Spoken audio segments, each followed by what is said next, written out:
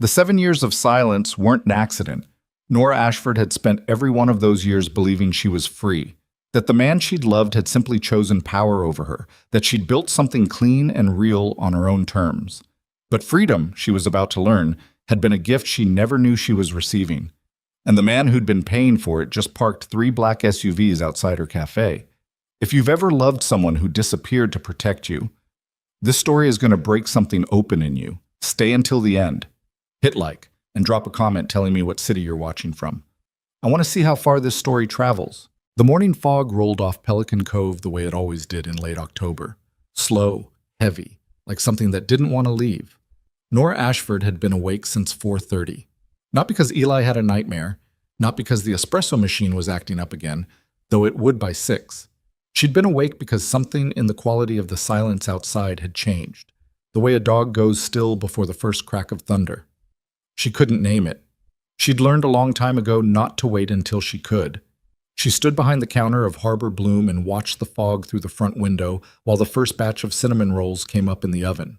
The cafe smelled like butter and brown sugar and roasted beans, and under normal circumstances that smell was the closest thing to peace she'd ever constructed with her own hands.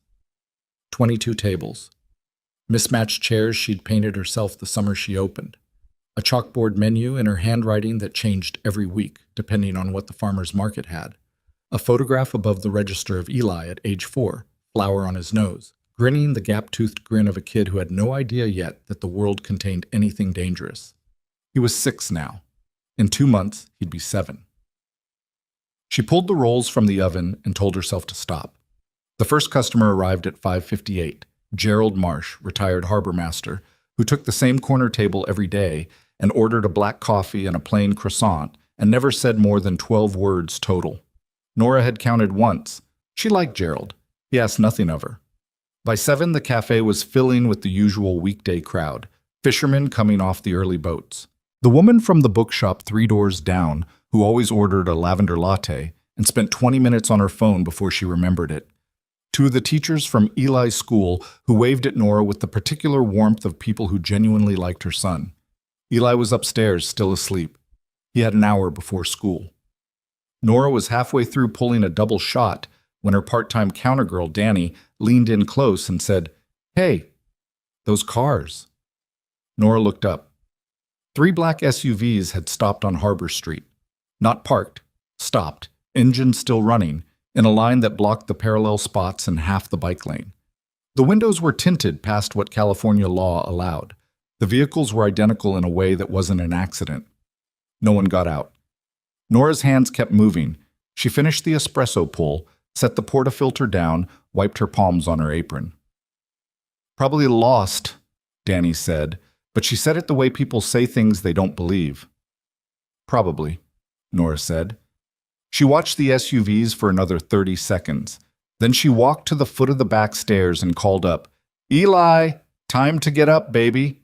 A groan from above, the thump of small feet. She went back to the counter. The SUVs didn't move. At 7:22, the door opened. The man who walked in wasn't large. That was the first thing she registered, because she'd spent 7 years building a mental picture of what danger looked like, and it had always looked large.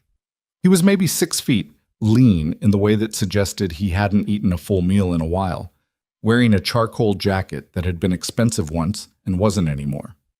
Dark hair going gray at the temples, a jaw that hadn't seen a razor in 4 days. He looked like a man who had been driving for a very long time. His eyes found her immediately, the way eyes do when they've been looking for something specific and finally locate it. Dark brown, tired in a way that had nothing to do with sleep. Adrian Knox stood in the doorway of Harbor Bloom and didn't say anything for a moment. Neither did Nora. The cafe noise continued around them. The hiss of the steam wand, Gerald Marsh turning a page, someone's chair scraping the floor. The world kept moving. Nora's did not. Then Danny said, "Can I help you?" with the practiced brightness of someone who hadn't noticed anything. "She's got it," Adrian said without looking at Danny. Danny looked at Nora. Nora gave her a small nod, the kind she'd practiced for situations she'd always hoped would never arrive. Danny moved to the far end of the counter. Nora walked out from behind the counter. She stopped 6 feet from him. She kept her voice low and level because there were 21 people in her cafe and a 6-year-old upstairs who had never heard a raised voice in this building, and she intended to keep it that way.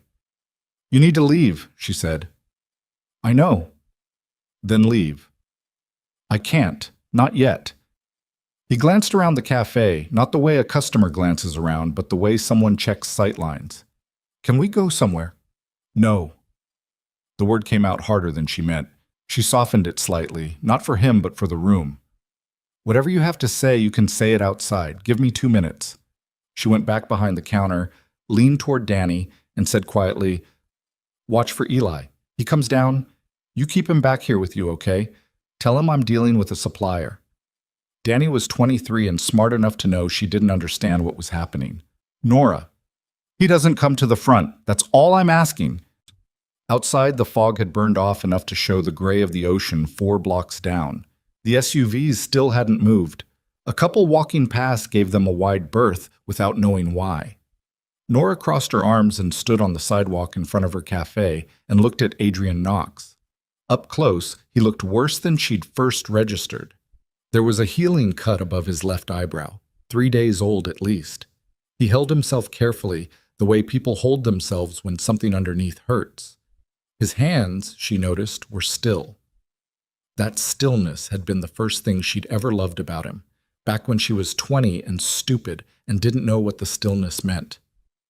7 years, she said. Yes. Not a call, not a letter, nothing. I know. So whatever you're here to say, Eli is in danger. He said it fast and flat, the way you say something when you've been rehearsing it and have finally run out of time. There's a group called the Vantara Syndicate. They've been operating out of the Pacific Northwest for 3 years. They've been working to find me for most of that time, and 2 weeks ago they found something they didn't expect to find. He looked at her steadily.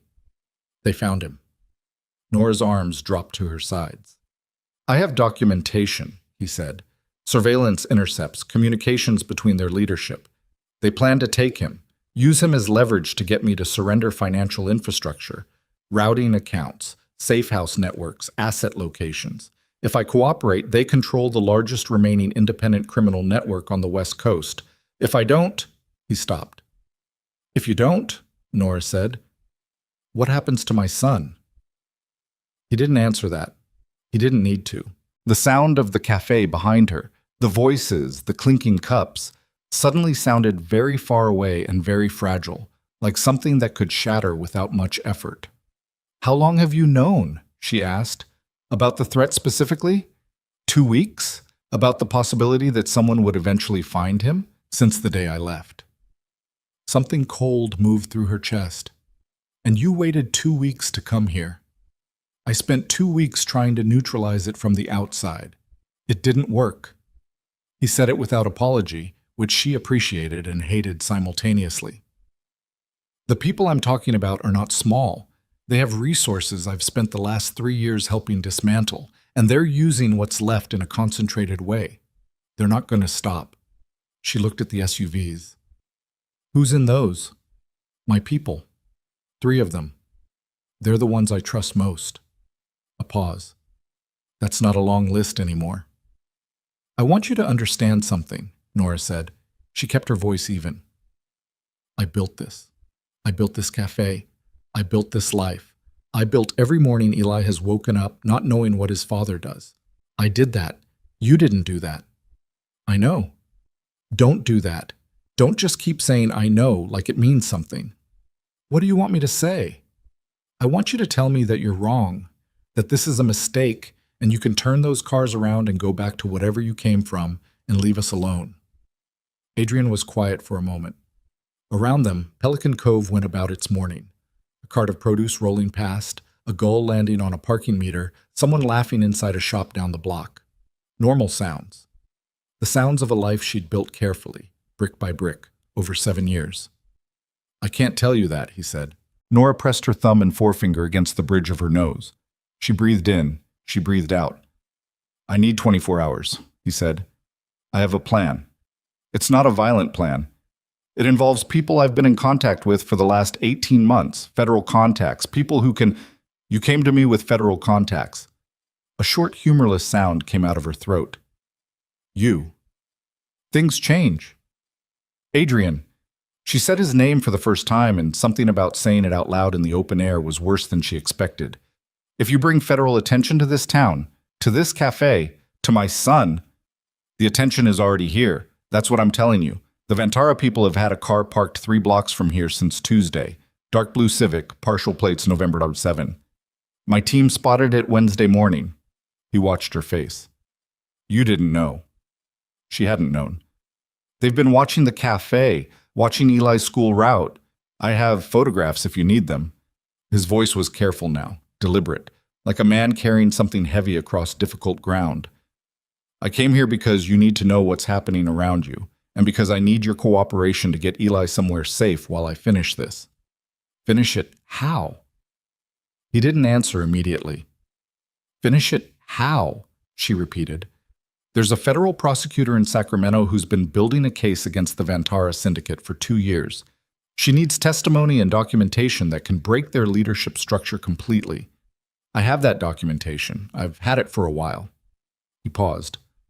I've also been avoiding using it, because using it means certain things about my own history become part of the record. Nora stared at him. You're going to testify, she said slowly. If you'll let me protect Eli while I do it. Yes. Let you. The words felt strange in her mouth. You're asking my permission to... I'm asking you to trust me for 24 hours. She turned and looked at the front window of Harbor Bloom. Through the glass, she could see Danny behind the counter, and she could see the small figure of Eli. He'd come downstairs earlier than she expected, sitting on the stool at the end of the counter that he'd claimed as his own at age 3. He was eating a cinnamon roll and reading something on a tablet, and his legs were swinging because they didn't reach the floor yet. 7 years old in 2 months. He had Adrian's eyes. She'd spent 6 years trying not to think about that. 1 hour, she said without turning around. You have 1 hour to show me everything you have. Documentation, surveillance, the federal contacts information, all of it. If I think you're lying to me or leaving anything out, you and those cars leave this street and I handle this my own way. She turned back. And your people stay in those vehicles. Agreed. And I talk to Eli, alone, before anything else. He finds out you exist from me, not from you walking through that door and him figuring it out. Something moved across Adrian's face, fast, controlled, but she caught it. Understood. She went back inside. She sent Danny on a 30-minute errand that didn't exist, told the 2 teachers that the Wi-Fi was down for maintenance, so sorry, and waited until the cafe had thinned to just Gerald Marsh and one other customer who was clearly almost done with his coffee. Then she went to Eli. He looked up when she approached. He had cinnamon sugar at the corner of his mouth.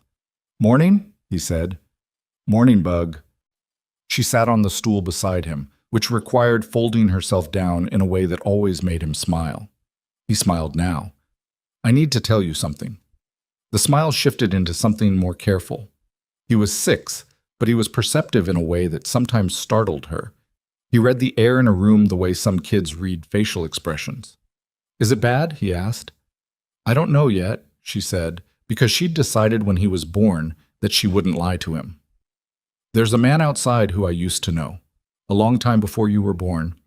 He says there are some people bothering him and that you and I might need to go somewhere different for a little while, like a trip. Eli considered this with the seriousness he applied to most things. What kind of people? The kind of people that sometimes make adults have to be careful. Bad people? Yeah, bad people. He chewed the last of his cinnamon roll. His legs kept swinging. Does the man outside know how to stop the bad people? Nora looked at her son for a moment. He says he does, she said. I'm going to find out if that's true. Eli nodded, apparently satisfied with this, and reached for his tablet. Then he stopped and looked up at her with those dark eyes that had nothing of her in them and everything of someone she'd spent 7 years trying to unlove. Mom, is he my dad? Nora's breath stopped. She kept her face still. She had a lot of practice keeping her face still. Why would you ask that? She said very carefully. Eli shrugged one shoulder, the way he did when he was pretending something was casual. Because you said you knew him before I was born, and you have that face. What face? The one when something is true but you don't want to say it yet. She looked at him. This impossible, perceptive, flower-dusted, cinnamon-breathed kid. Yeah, she said quietly. He's your dad. Eli nodded, looked at the tablet, looked back at her. Okay, he said. Just okay, like she'd told him what was for dinner. She kissed the top of his head and told him to stay with Danny when she got back. She'd lied. Danny was still here. She'd used one of the regulars as her pretend errand, and went to the back office and stood there alone for 45 seconds. Then she pressed the heel of her hand hard against her sternum, breathed, and went to find out how much danger her son was in. Adrian had spread 4 folders across the small table she used for supplier meetings. He sat across from the empty chair, waiting, hands flat on the table. One of his people, a woman in her 40s, hard-faced, professional, stood by the back door. He'd introduced her as Reyes, last name only. The other 2 stayed outside as agreed. Nora sat. She pulled the first folder toward her. The surveillance photographs were dated and time-stamped. She recognized Harbor Street in all of them. In 17 of them, she could see part of her own cafe, her own sign, her own door. In 6 of them, she could see herself, Kosaum, coming out with the morning produce delivery, talking to a vendor, once just standing on the sidewalk with a coffee cup looking at the fog. In 3 of them, she could see Eli. She kept her hands flat on the table and turned the pages at a steady pace, and did not let any of it show. The second folder was communication intercepts. She wasn't fluent in reading this kind of material, but Adrian walked her through it with a quiet efficiency that told her he'd done this kind of briefing before, which told her something else about who he was, or had been, that she'd only partially understood when they were together. The intercepts referenced a subject designated only as Knox Asset Minor. The language was clinical, and that made it worse somehow, made it feel more real, more deliberate. They knew Eli's school schedule. They knew which car seat Nora used in the second-hand Subaru parked behind the cafe. They knew that Eli had soccer practice on Thursdays. Her stomach was a cold, clenched fist. The third folder contained the federal contact information, a prosecutor named Hargrove in the Sacramento Field Division, with case numbers and a burner phone contact and a timeline of what Adrian proposed. He would provide 2 terabytes of financial documentation, 3 years of communications, and testimony that would dismantle the Vantara Syndicate's operational leadership and take out 4 additional criminal networks connected to it. In exchange, Hargrove had agreed to a cooperation framework that kept Eli's existence and location out of any public record and provided security coverage during the testimony period. Hargrove signed off on this? Nora asked. 3 days ago. And you trust her? Adrian's mouth compressed. I trust her case file. I trust that she wants the Vantara Syndicate badly enough that she'll honor the framework. I don't trust anyone the way you mean trust. Do you trust Reyes? From the back door, Reyes said, without inflecting it at all. He should. Adrian almost smiled. Yes. The 4th folder Nora opened and then closed again after 1 page. It was a financial record. Account numbers, transfer history, routing codes. Her own name appeared on the first page in a way that took her several seconds to understand. She looked up. What is this? Adrian said nothing. She opened it again, looked more carefully. The account was in her name, but she'd never opened it. The transfers were routine, small, regular. Utility payments, property tax, health insurance premiums, business licensing fees. The amounts matched exactly what she paid every month, but she'd always paid them from the cafe operating account or from her savings. Except she hadn't. Not always. Not entirely. She looked at the dates. The transfers had started 6 years ago, 1 year after Harbor Bloom opened, when she'd come close, she'd never told anyone how close, to losing the cafe in the first quarter slump. The overdue invoices, she said slowly. The time the city tried to revoke my operating permit over a code issue. The equipment failure in year 2 that should have put me under. Adrian said nothing. Her voice was very flat. How much? It doesn't matter. How much? Over 6 years, approximately. He stopped, looked at the folder. $240,000, across various points of intervention. The number hit her somewhere physical, beneath the sternum. The extortion, she said. Then she remembered. 2 years in, a man had come to the cafe twice, looking for the owner. He'd had a face like a closed door and hands that he'd kept very visible and still. He'd asked about her lease and her operating margin in a way that meant something else. He'd stopped coming after the second visit. She'd assumed he'd found a softer target. 3 separate attempts, Adrian said. Over the years, different actors. You stopped them. My people did.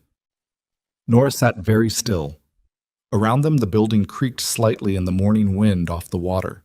She could hear faintly Eli's voice in the front of the cafe saying something that made Danny laugh. I built this, she said. You did. I built this. I worked. She stopped. I worked 80-hour weeks for 3 years. I made every decision. I hired every person. I learned how to fix the espresso machine myself because I couldn't afford the repair service. I did all of that. Yes. But you were... She couldn't finish the sentence. I kept the floor from falling through, he said quietly. That's all. The building is yours. Everything in it is yours. I never touched what you built. I just made sure certain things couldn't touch it either. She looked at the folder for a long time. I don't know if I'm supposed to be grateful, she said finally. You're not supposed to be anything. I didn't do it for gratitude. Then why? He was quiet long enough that she thought he wasn't going to answer. Then, because the alternative was watching everything you built get taken apart by people who knew my name, and you wouldn't have even known why. And you deserve to build something. You always did. Nora closed the folder. She looked at Reyes, who was studying the floor with the professionalism of someone pretending not to have heard any of that. She looked at the back door, which led to the alley where she'd dragged out broken-down cardboard boxes every Tuesday and Thursday for 6 years. She thought about Eli, who had said okay like she'd told him what was for dinner, and who had Adrian's eyes, and who was sitting on his stool eating a cinnamon roll. 24 hours, she said. Adrian looked at her. You said you needed 24 hours, she said. What does that mean specifically? Walk me through exactly what happens in those 24 hours. He leaned forward and began to talk. She listened without interrupting. The plan was specific, which she hadn't expected. She'd expected something vague and authoritative, the way men like him usually talked, as if precision was a vulnerability. But he was precise. He had a safe location 40 minutes up the coast. He had 2 vehicles, not the conspicuous black SUVs, ordinary rentals, to move them there separately. He had a contact in the school district who would enter Eli's absence as a family medical leave. He had a timeline for the federal handoff that began that afternoon. He had contingencies. Not many, and the ones he had were imperfect, but they existed. When he finished, she said, What if they move before you can get Eli out? He looked at her without flinching. Then we deal with what's in front of us. That's not a contingency. That's a sentence. I know. A pause. It's an honest one. She stared at him. He stared back. He looked worse than he had on the sidewalk, now that she was looking at him in indoor light, the cut above his eyebrow, the way he held his ribs when he shifted his weight, the specific tiredness in his eyes that she recognized now as the tiredness of someone running on commitment instead of rest. When did you last sleep? She asked, and then immediately wished she hadn't because it sounded like she cared, and she couldn't afford for that to be true right now. I'll sleep after. After. Yes. She stood up. She put her hand on the table and looked at all 4 folders. Eli gets to meet you, she said. Properly. Not as a stranger, not as some man who showed up.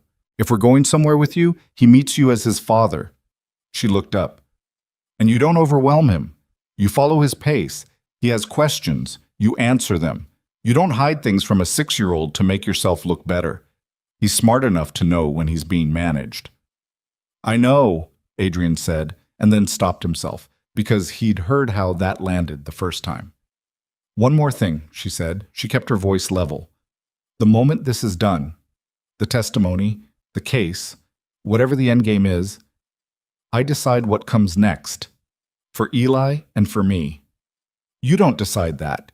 You don't assume anything about what this is.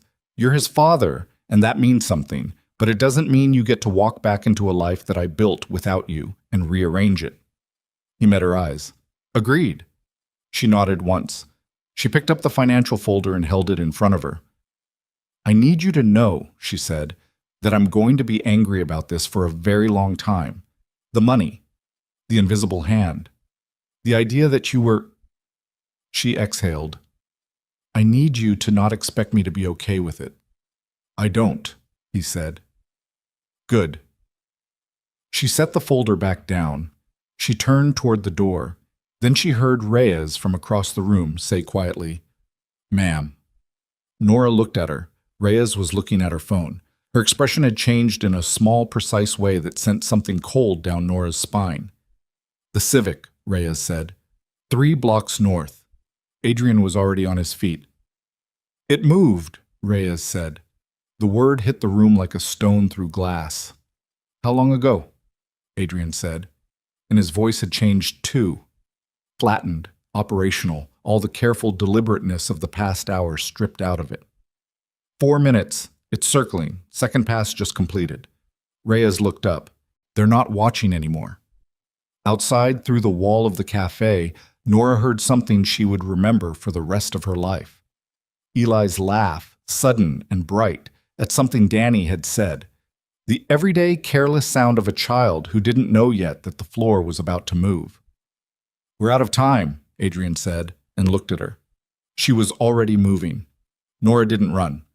Running was the wrong instinct, and she knew it. Running in a cafe full of morning customers was how you turned a manageable situation into a stampede. She walked fast, the way she'd learned to walk in a different life. Back when she'd understood without being told that the space between calm and chaos was a thing you maintained with your body language first and your mind second. She pushed through the swinging door into the front and went straight to Eli. He was still on his stool. The tablet was face down on the counter now, and he was drawing something on a paper napkin with a felt-tip pen, the focused private activity of a kid who had run out of patience for waiting. He looked up when she came around the counter and registered her expression with that perceptive dark gaze. Are we going? He asked. Yeah, Bug, we're going. Now? Right now.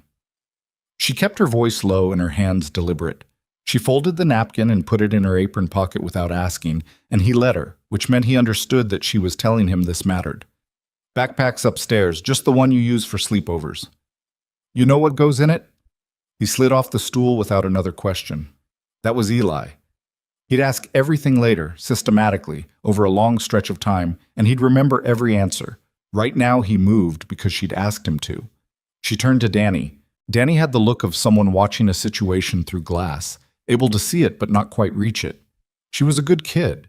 She didn't deserve to be in the middle of whatever was happening. I need you to take over for the day, Nora said. Pay period covers you for the full shift. Don't answer questions about me or Eli. If anyone asks where I am, you don't know. Not being difficult, you genuinely don't know. Nora, what? The cafe stays open? Business as usual. Gerald needs a refill in about 10 minutes.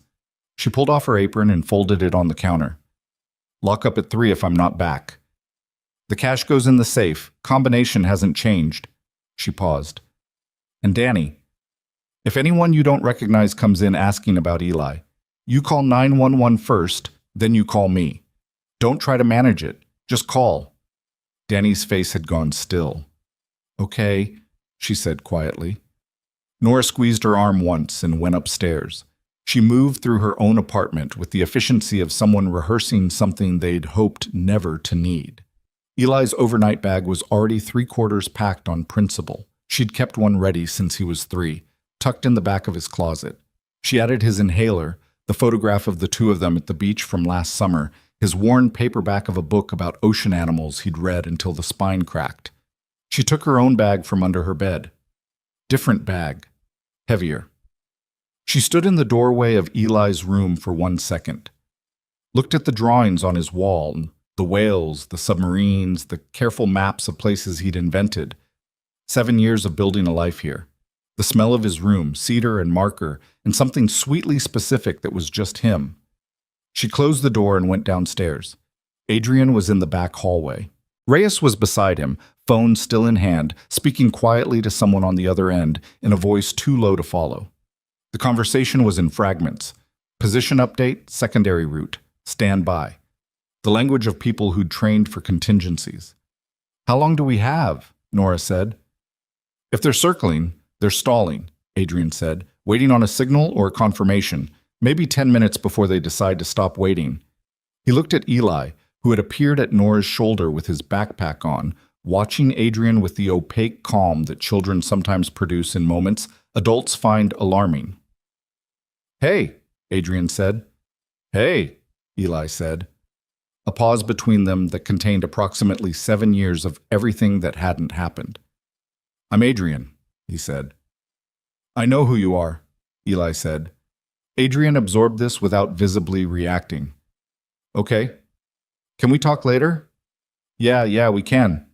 Eli looked at his mother. I'm ready. Reyes got off the phone. Vehicles on Oak Street. Side exit gives us the best angle. There's a blind spot between the fish market and the parking structure. 50 yards of coverage we can use. 2 minutes on foot. We're not taking the SUVs, Nora said. Not a chance, Adrian said. They'll have those plates. We use the rentals 2 blocks east. What about your people? Reyes's team runs a decoy. The SUVs move north on Harbor Street, draw attention, buy us time. He looked at Reyes. She nodded once, precise and economical. So you're sacrificing them, Nora said. The vehicles, not the people. They peel off at Cannery Road. The pursuit, if there is one, loses us in the grid. He wasn't defensive about it. He said it the way you state a fact. It's the right call. Nora looked at him for a half-second longer than she needed to. Then she picked up her bag and said, Let's go. The alley behind Harbor Bloom smelled like salt water and industrial cleaning fluid, and the particular dampness of California coast mornings that never fully dried out. They moved fast, Eli between them, backpack on, keeping pace without being told to. Reyes went first, 2 steps ahead, her attention moving in practiced arcs. They crossed the alley into the narrow gap between the fish market and the parking structure. The gap was 4 feet wide and dark, even at this hour, the concrete walls close enough to feel.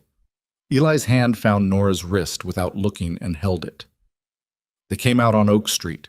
The rentals were there, 2 ordinary sedans, beige and gray, the aggressively forgettable colors of cars chosen by people who needed to be forgotten. A man Nora didn't know stood near the beige one, keys already in hand. He gave Adrian a look that communicated something in a unit too small for Nora to measure. 40 minutes up the coast, Adrian said quietly. Keating Point. There's a house. Whose house? Mine. Under a different name. Of course, she let it go. They split. Reyes and the 3rd team member in the gray car, Nora and Eli and Adrian in the beige. The man with the keys, his name was Cho, she'd learn later, and he had the careful silence of someone whose entire professional value was that silence, took the driver's seat. They pulled into traffic on Oak Street. Nora watched the side mirror. Nothing followed immediately. She kept watching for the next 2 minutes without speaking. Eli was in the middle of the back seat. He'd pulled out a small notebook from somewhere in his backpack and was writing something in it with a mechanical pencil. She glanced at it. A list. He was making a list. What are you writing? She asked. Questions, he said, and kept writing. Adrian, in the front passenger seat, turned his head slightly at that. Nora saw the angle of it. He didn't look back all the way, just that partial turn, like someone moving toward a sound they weren't sure they'd actually heard.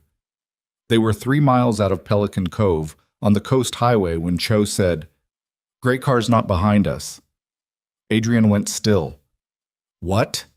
Should have caught up by now. They took Marine Avenue. They should be on us. Cho's voice was flat. His eyes didn't leave the road. They're not. Adrian had his phone out. He called. Let it ring. Called again. Reyes. A pause. Reyes. He lowered the phone and looked at the mirror. Nora felt the specific cold of a situation changing shape in the dark. Can you reach the other one? She said. Your 3rd person. Lim. Adrian dialed. Same result. In the back seat, Eli kept writing his list of questions. Cho accelerated slightly, nothing dramatic, just enough to put more ground between them and whatever was behind. Options? He said. Adrian didn't answer for 3 seconds. 3 seconds in a moving car on a coast highway with your son in the back seat is longer than it sounds. Keep going, he said. Keating Point. Don't change the route. If they had Reyes, then they know we were in Pelican Cove. They knew that already. They don't know Keating. He said it with a confidence Nora couldn't fully evaluate. Keep going. The coast highway unrolled ahead of them, the ocean on their left, gray and massive, the kind of gray that absorbs light rather than reflecting it. The road curved north. Another car appeared behind them, gained steadily, then passed. An ordinary car. A woman driving, sunglasses, coffee cup in the holder. Nora breathed. Her phone vibrated. Unknown number. She looked at Adrian. He looked at the phone. Don't, he said. She answered it. Ms. Ashford. The voice was male, measured, with a regional flatness she couldn't place, not threatening in tone. Somehow, that was worse. Reasonable voices asking unreasonable things. I'd appreciate you not making the next hour complicated. She kept her voice even. Who is this? Someone who prefers outcomes that don't require explanations to law enforcement. The simplest outcome here is that the man in the front seat steps out of the vehicle at a location we'll specify and has a conversation with my employers. That's all. And if he doesn't? A pause. Your son is a lovely boy, very bright from what we've observed. Thursday soccer practice. He's got a good left foot. The cold moved through her so completely she stopped feeling it. Don't, she said, and the word came out of somewhere underneath language. Then make it simple, Ms. Ashford. We'll be in touch with the location in... Adrian took the phone from her hand and ended the call. The silence in the car was total, except for the road noise and the distant surf. They've had a line on your number, he said, this whole time. How? He didn't answer, which meant he didn't know, which meant there was something he hadn't accounted for, which meant the plan had a crack in it. Thursday soccer practice, Nora said. I know. They've been watching him at soccer practice. I know. She turned to look out the window because she needed 3 seconds where no one could see her face. The ocean was enormous and indifferent, and she found right now that this was exactly what she needed from it. Then she turned back. How did they get my number? Someone gave it to them.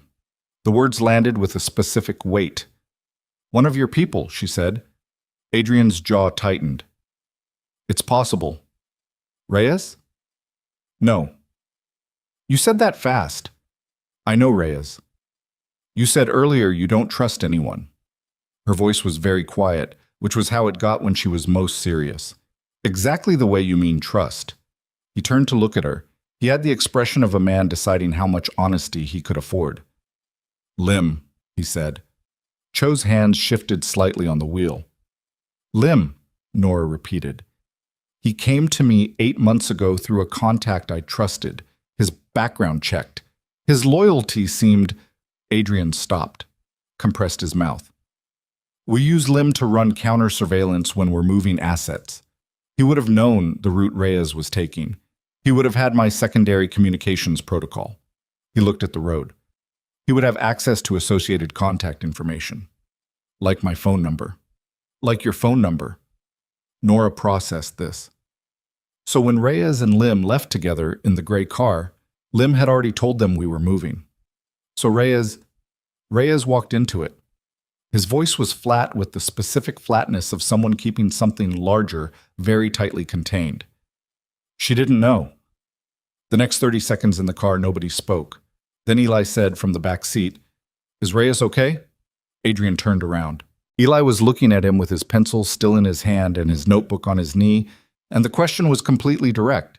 The way children's questions are when they've been listening to everything and have decided the most important thing is the thing adults are avoiding. I don't know yet, Adrian said. Eli held his gaze for a moment. Okay, he said, and went back to his list. Adrian turned forward. Something in his face had changed. A micro-fracture, there and gone. Nora saw it. She filed it away. Cho took them off the coast highway at a junction marked with a weathered sign for a town called Mallard Creek that didn't appear on most maps. Then down a series of roads that progressively narrowed, lost their center lines, lost their shoulder markings, and finally lost their asphalt altogether in favor of hard-packed gravel that crunched under the tires like broken crockery. The vegetation pressed in on both sides, coastal scrub, wind-bent cypress, the occasional stand of eucalyptus planted by someone decades ago for reasons no one remembered. Keating Point turned out to be a house that used the word grudgingly. It was low-slung and weathered, the kind of structure that had been built for function and then forgotten by function. 3 rooms visible from the outside. A satellite dish that looked newer than everything else. The property backed up to a sea cliff. She could hear the water below but not see it. Cho pulled around to the rear, cut the engine. Nobody moved for a moment. Then Eli unclipped his seatbelt and said, "Is there food here?"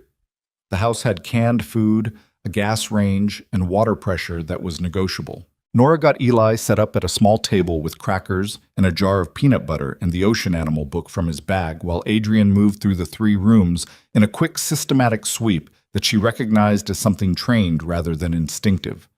Cho stayed outside. The main room had a table, 4 mismatched chairs, a window facing the scrub, and a second window that had been boarded over from the inside. There was a landline phone on the wall that looked like it was from a different decade.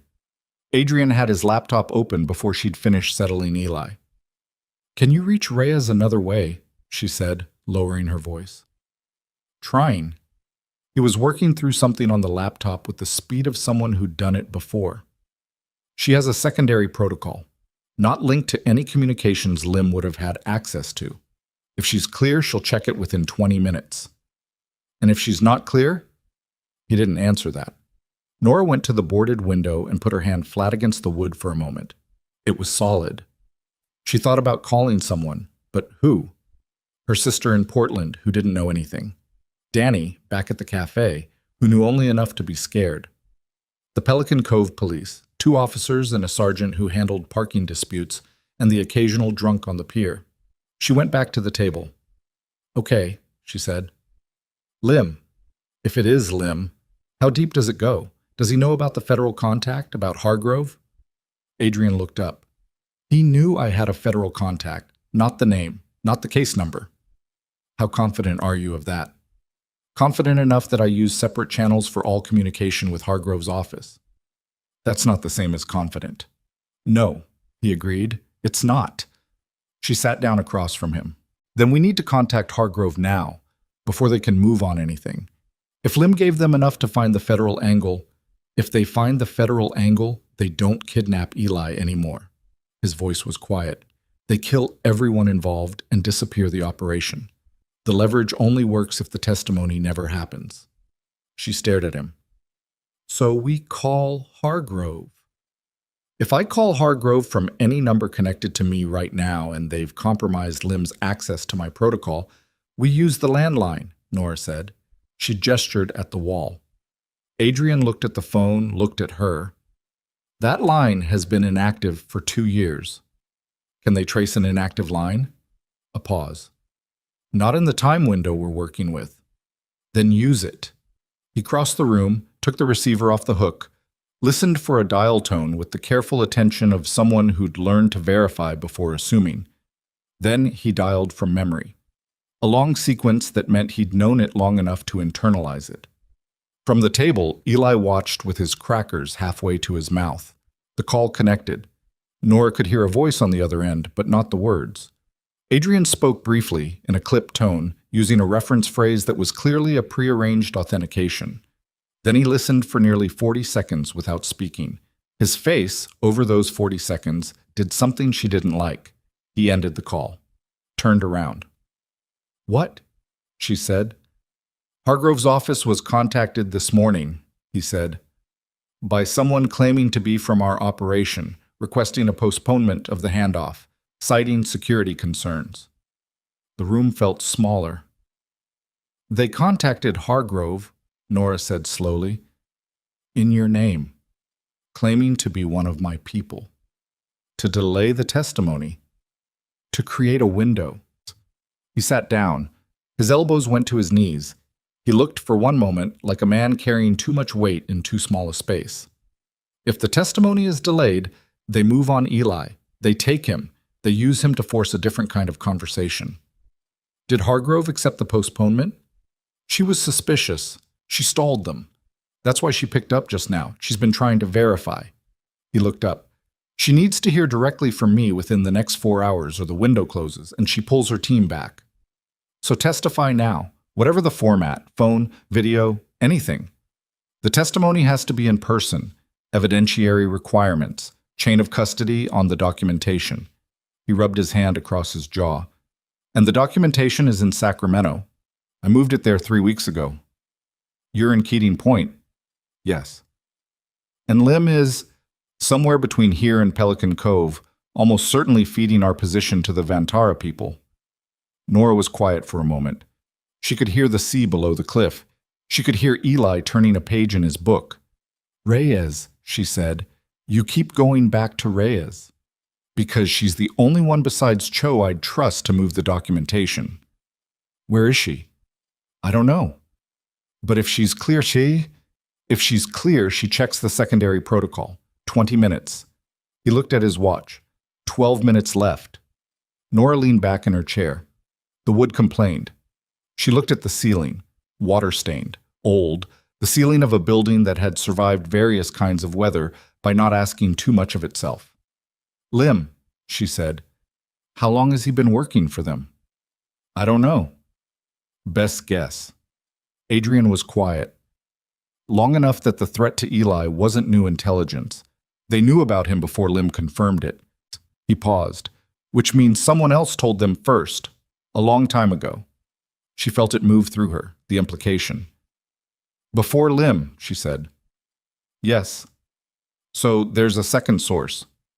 There was, past tense, I think, someone who knew about Eli's existence early enough that Vantara built their whole strategy around it, and then someone more recently who confirmed operational details.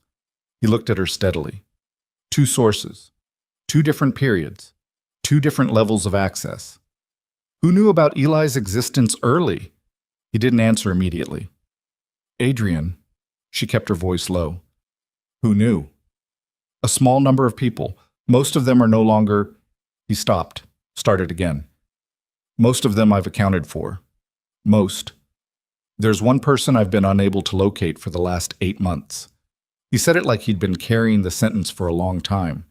His name was Garrett Foles. He was my father's consigliere before he was mine. He knew everything, including you, including what happened when you left. You think it's him? I think he's alive and operating somewhere he doesn't want to be found, and I think the Vantara Syndicate has been paying for his expertise for a while. A pause. I think he's the reason they knew about Eli before I understood the threat was real. Nora said nothing. He knew you were pregnant, Adrian said quietly. When you left. He was the one who helped arrange your exit, made sure you had resources, made sure the trail went cold. I trusted him with that completely. He looked at his hands. He was the only person I trusted with that completely. The fire in her chest was not quite anger. It was older than anger. It was the feeling of understanding, finally, the shape of a wound you'd been carrying so long you'd stopped calling it a wound. He helped me disappear, she said, and then told someone where I ended up. Not immediately, years later, when the leverage became useful. She thought about that, about Garrett Foles, whom she had met exactly twice, a quiet man with impeccable manners and tired eyes, who had handed her an envelope and told her to be careful, and said he was sorry for circumstances without specifying which circumstances. She had thought he was kind. She had thought he was one of the good ones in a world without many. I want to find him, she said. So do I. Not for... She stopped. That's not what I mean. I want him to answer for it, legally, to Hargrove, as part of the testimony. Adrian looked at her. Everything, she said. All of it. The whole structure. If Foles is connected to Vantara, he goes into the testimony too. You give Hargrove everything. I was already going to. I need to hear you say it specifically.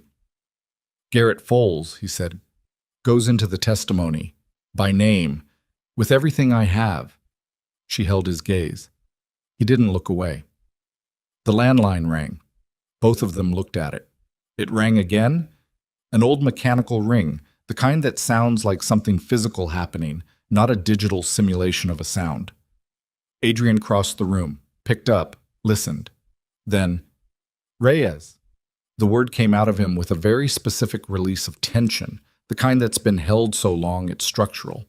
Nora turned to look at Eli, who had fallen asleep at the table with his head on his ocean animal book, one hand still loosely holding his mechanical pencil, his list of questions folded into his notebook. He slept the way very young children sleep, completely, without reservation, the sleep of someone who has decided that the person watching over them is adequate to the situation. She looked at him for a long moment. Then she heard Adrian's voice shift behind her, a small change in register, the kind that means new information arriving at the wrong angle. And she turned. His face had the controlled blankness of someone processing something they hadn't anticipated. "How many?" he said into the phone. A pause. "How many of them, Reyes?" Another pause, longer. He set the receiver down without hanging it up and looked at Nora and said, in the voice of someone who has run out of time to soften anything, "They found the house." She was already on her feet. "There's a vehicle on Mallard Creek Road," he said, "coming in fast." Reyes picked up their comm signal from the highway. He moved to the window, looked through the gap in the curtains at the scrub and the gravel track and the gray coastal afternoon. "She's 20 minutes out. And they're 3 minutes." Eli was asleep at the table. Cho appeared in the doorway from outside, and the look on his face said everything the timeline hadn't. "Back door," Adrian said. "There's a path to the cliff. It goes south along the edge for a quarter mile, then drops to a beach access. There's a boat." "A boat?" Nora said. 12-foot aluminum. Engine works. I checked it last week." "You planned for this." "I planned for worse than this." He was already moving, already reaching for Eli with the careful deliberateness of someone who understood exactly how not to startle a sleeping child. And something about watching him do it, the precision of it, the care, hit Nora somewhere she didn't have a name for. "Can he run if he has to?" "He's 6, not fragile," she said. "He can run." She got to Eli first, touched his shoulder. His eyes opened immediately. He had her light sleep, her startled response, her ability to go from unconscious to present in a single breath. "Time to move," he said. "Time to move," she said. He was on his feet with his backpack on before she'd finished the sentence, and somewhere in the part of her that was still capable of something other than fear, she thought, "I did that. Whatever else is broken about this day, I did that right." The back door opened onto the narrow path along the cliff edge, the sea 40 feet below, gray and churning. The wind hit them immediately. Cold, salt-loaded, the wind of a coastline that didn't care about anything happening on it. They moved south along the path. Behind them, from the direction of the gravel track, she heard the sound of a vehicle door. Not a slam, a careful close. The sound of people who didn't want to announce themselves. And then footsteps on gravel, deliberate and fast. Eli's hand found hers. She held it and kept moving. Adrian was just ahead of them on the path, and Cho was behind, and the ocean was enormous and cold to their left. And somewhere behind them, men were moving through a house that had just become the wrong house. And Nora Ashford, who had built her life carefully and quietly and on her own terms in a town that smelled like butter and salt water, ran toward a boat she'd never seen, on the instruction of a man she hadn't trusted in 7 years, with her son's hand in hers and the sound of the sea below eating away at the cliff. The path curved. The beach access appeared. A rough wooden staircase bolted into the cliff face, steep, the kind of structure that required both hands. Adrian went first, moving quickly down the stairs. Cho waited at the top. Nora went next, and Eli came right behind her, and she heard his careful foot placements on each step, and she did not look down. They were halfway down when the first shot cracked from the direction of the house. Not close, not accurate, warning or mistake she couldn't tell. And Eli's grip on the railing went white-knuckled, and Nora said, "Don't stop." And he didn't. They reached the bottom. The beach was a narrow band of gray sand and dark rock, the surf loud and close. The aluminum boat was there, pulled up on the sand, the engine tilted up. Adrian was already at it, hand on the motor. Cho appeared at the bottom of the stairs 30 seconds later, breathing hard, one hand pressed against his left side in a way that meant something had happened on the path above that she hadn't heard. "Cho," she said. "I'm fine," he said, which was how people said they were not fine when they needed you to keep moving. Nora looked at him for 1 second. Then she looked at Eli. Then she looked at Adrian, who had the engine down and his hand on the pull cord. The boat was small. It was going to be very cold on the water. Reyes was 20 minutes out, and the men from the house were less than that.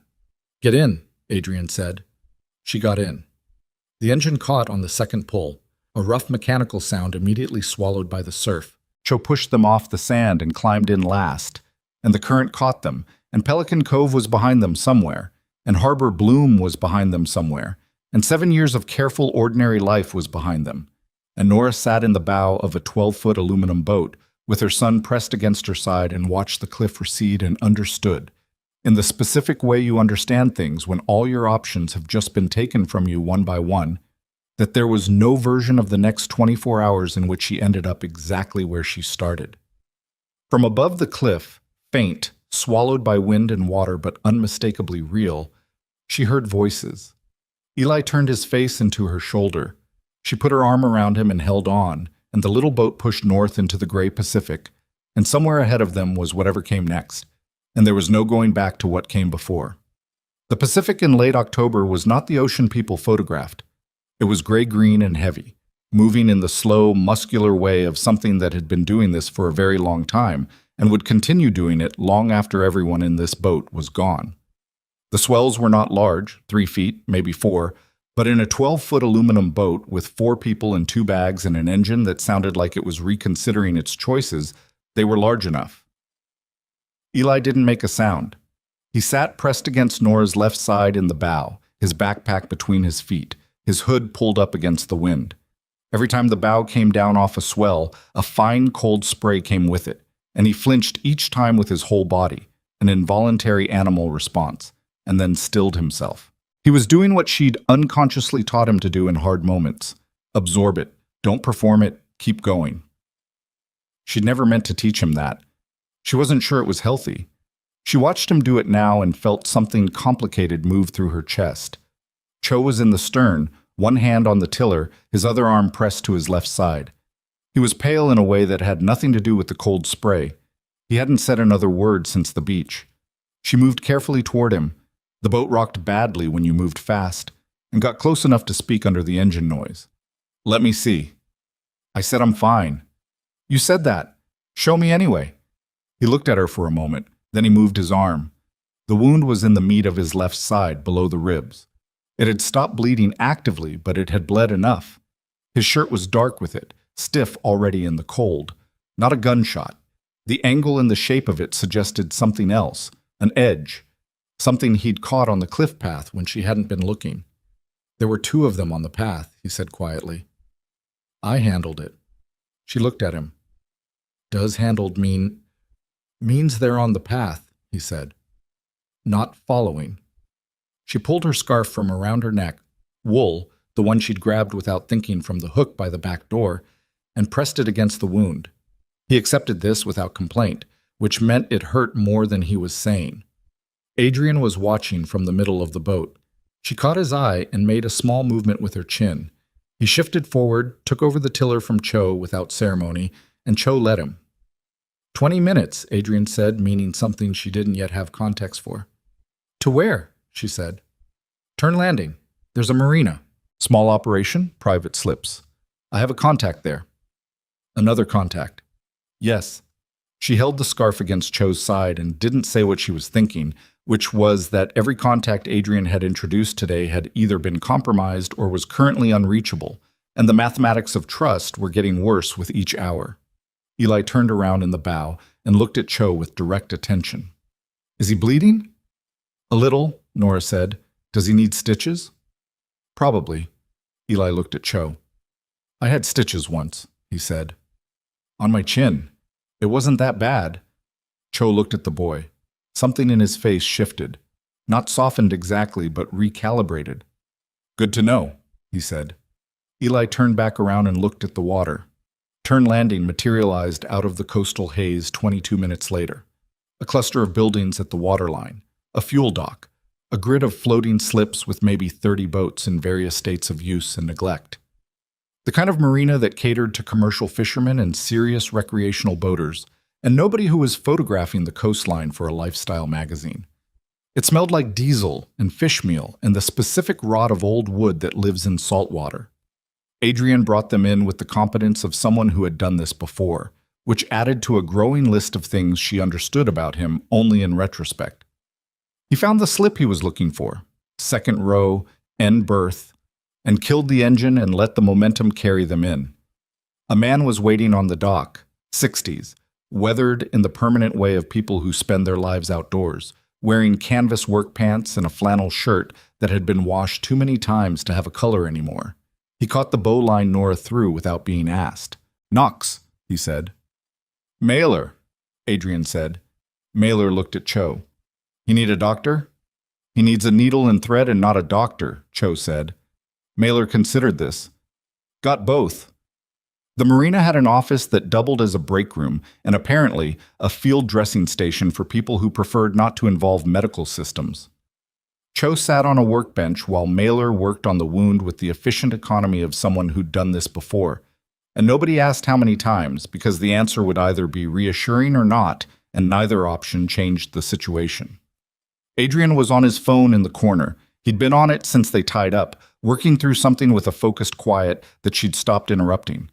She stood near the door and watched Eli, who had found a jar of licorice on Mailer's desk and was working through it with the single-minded dedication of a 6-year-old who hadn't had a real meal since the cinnamon roll.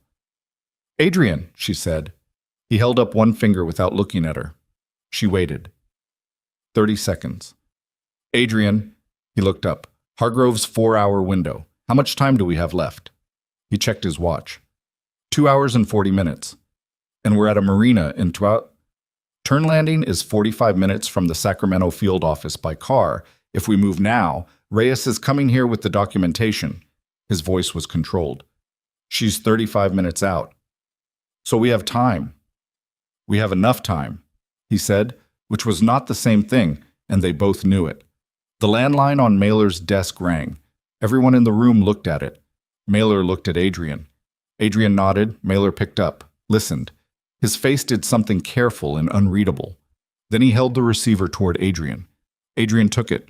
Nora watched his face. She watched him listen. She watched the specific quality of his stillness change. It had been the stillness of controlled tension, of a man holding a complex situation in careful hands. It became something different. It became the stillness of impact. He said, "Say it again." A pause. "Say that again." Slowly. Another pause. Longer. He set the receiver down. He stood with one hand on the desk and his head slightly lowered, and the room was quiet enough that she could hear Cho's involuntary sound as Mailer put in a stitch. "What happened?" Nora said. Adrian looked up. His eyes had a quality she hadn't seen in them before. Not panic. Adrian Knox did not panic, but something adjacent to it, something that lived in the same building. "That was Reyes," he said. "Is she okay?" "She's okay." He paused. "The documentation isn't." Nora waited. She had it in a hard case, physical drives, encrypted, everything in one transfer package. She had it in the gray car. He stopped, started again. Lim had a secondary. He didn't just give them our position. When the Vantara team intercepted the gray car, Rotolchar, before Reyes got clear, one of them took the case. The room absorbed this. "They have your documentation," Nora said. "They have my documentation." She stared at him. "Everything." "Everything." The licorice jar made a small sound as Eli set it down on the desk. The documentation was the testimony. The testimony was the deal with Hargrove. The deal with Hargrove was the only path that didn't end in violence, in exposure, in everything Adrian had promised her he was trying to avoid. Without the physical documentation, Hargrove's case collapsed to hearsay and cooperation that couldn't be verified in a form admissible to a federal court. Hargrove had told them that explicitly. The documentation was the foundation. Everything else was built on it. Without the foundation, there was nothing to build.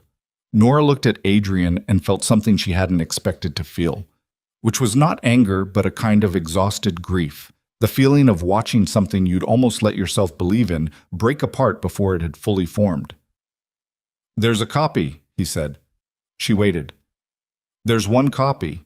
I made it 8 months ago when I started the Hargrove contact, before I moved the primary package to Sacramento. It was a precaution."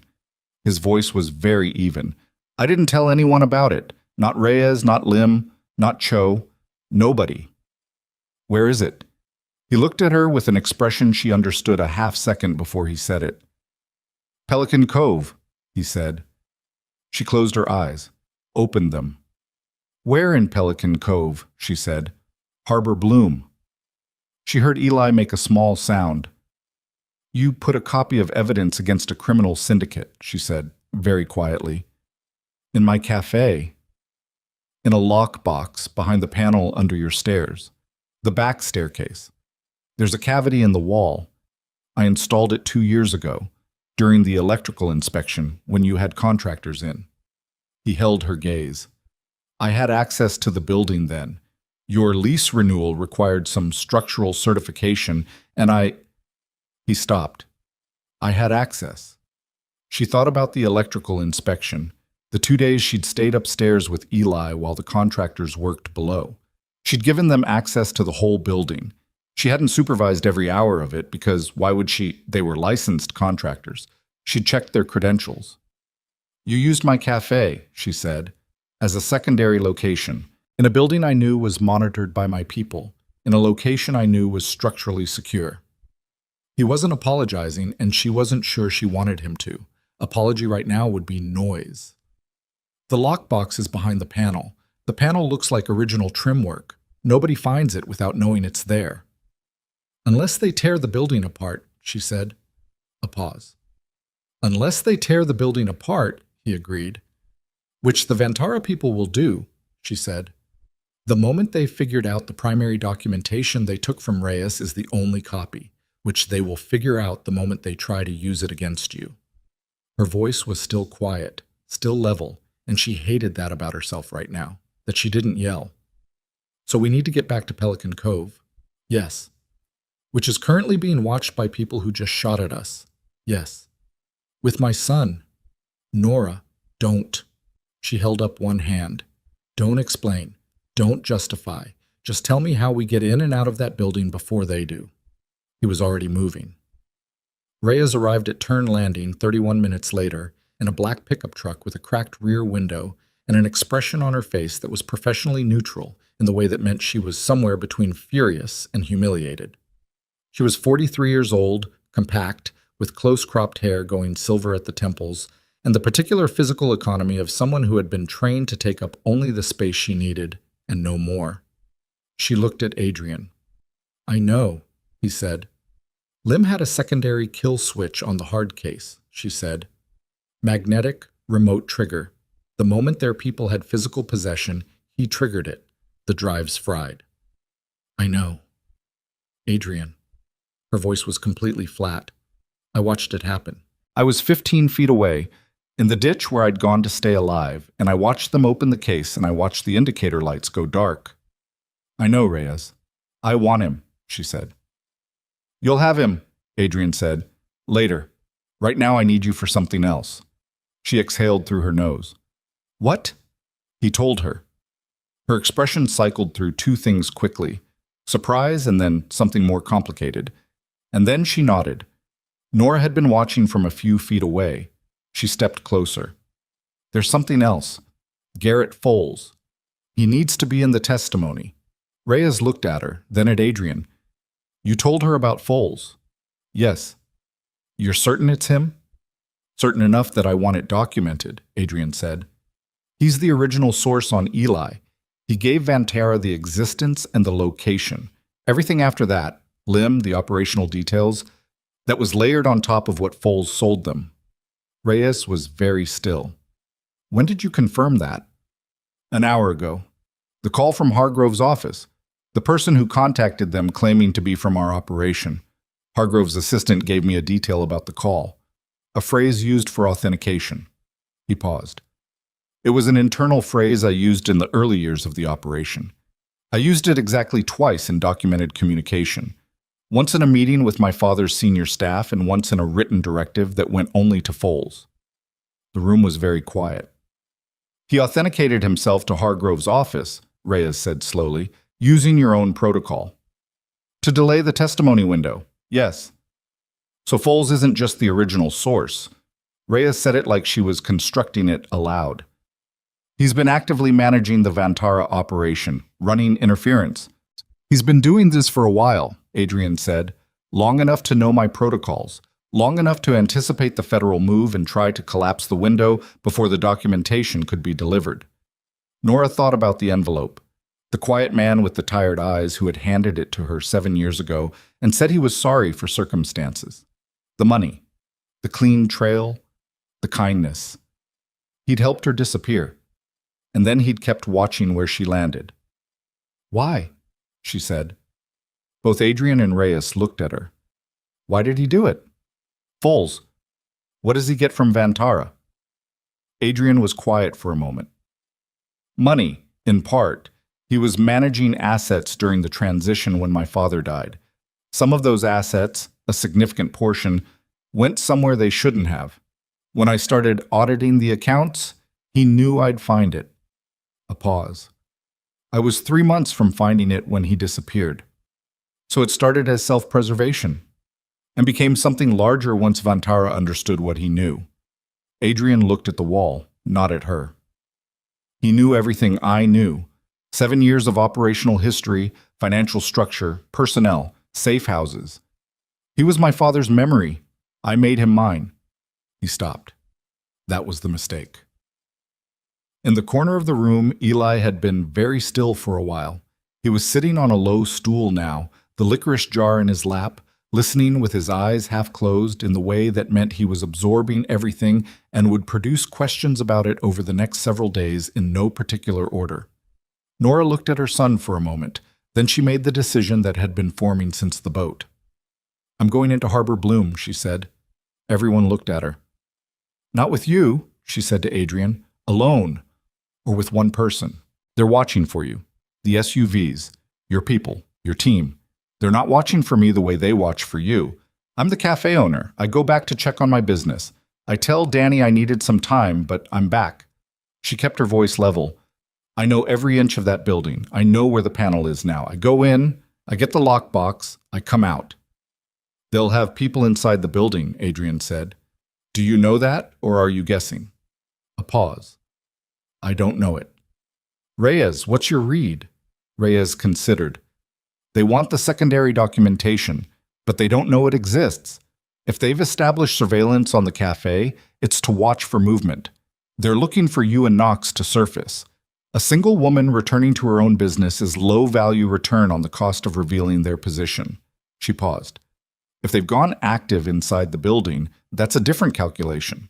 That means they've escalated to search protocols, and they're willing to show their hand. Have they shown their hand so far? Nora said. No, Reyes said. They've been careful. Then they haven't gone active inside yet. Nora looked at Adrian. I have a window. If I'm wrong, I'll know it within 30 seconds of walking through the door and I get out. She heard how the sentence sounded. She made herself say the next part. I need someone outside, not in the building, on the street, covering the exit. Reyes, Adrian said. Reyes nodded once. Eli stays here, Nora said. Eli looked up from his stool. With who? Cho, she said. And Mailer. She looked at both men. They didn't argue. Eli considered this. Will you be back before it gets dark? She looked at the window. It was past 2 in the afternoon. The light was already going thin and directional, the particular quality of coastal late afternoon light in October. Yes, she said. He held her gaze with the seriousness of a child evaluating an adult's sincerity.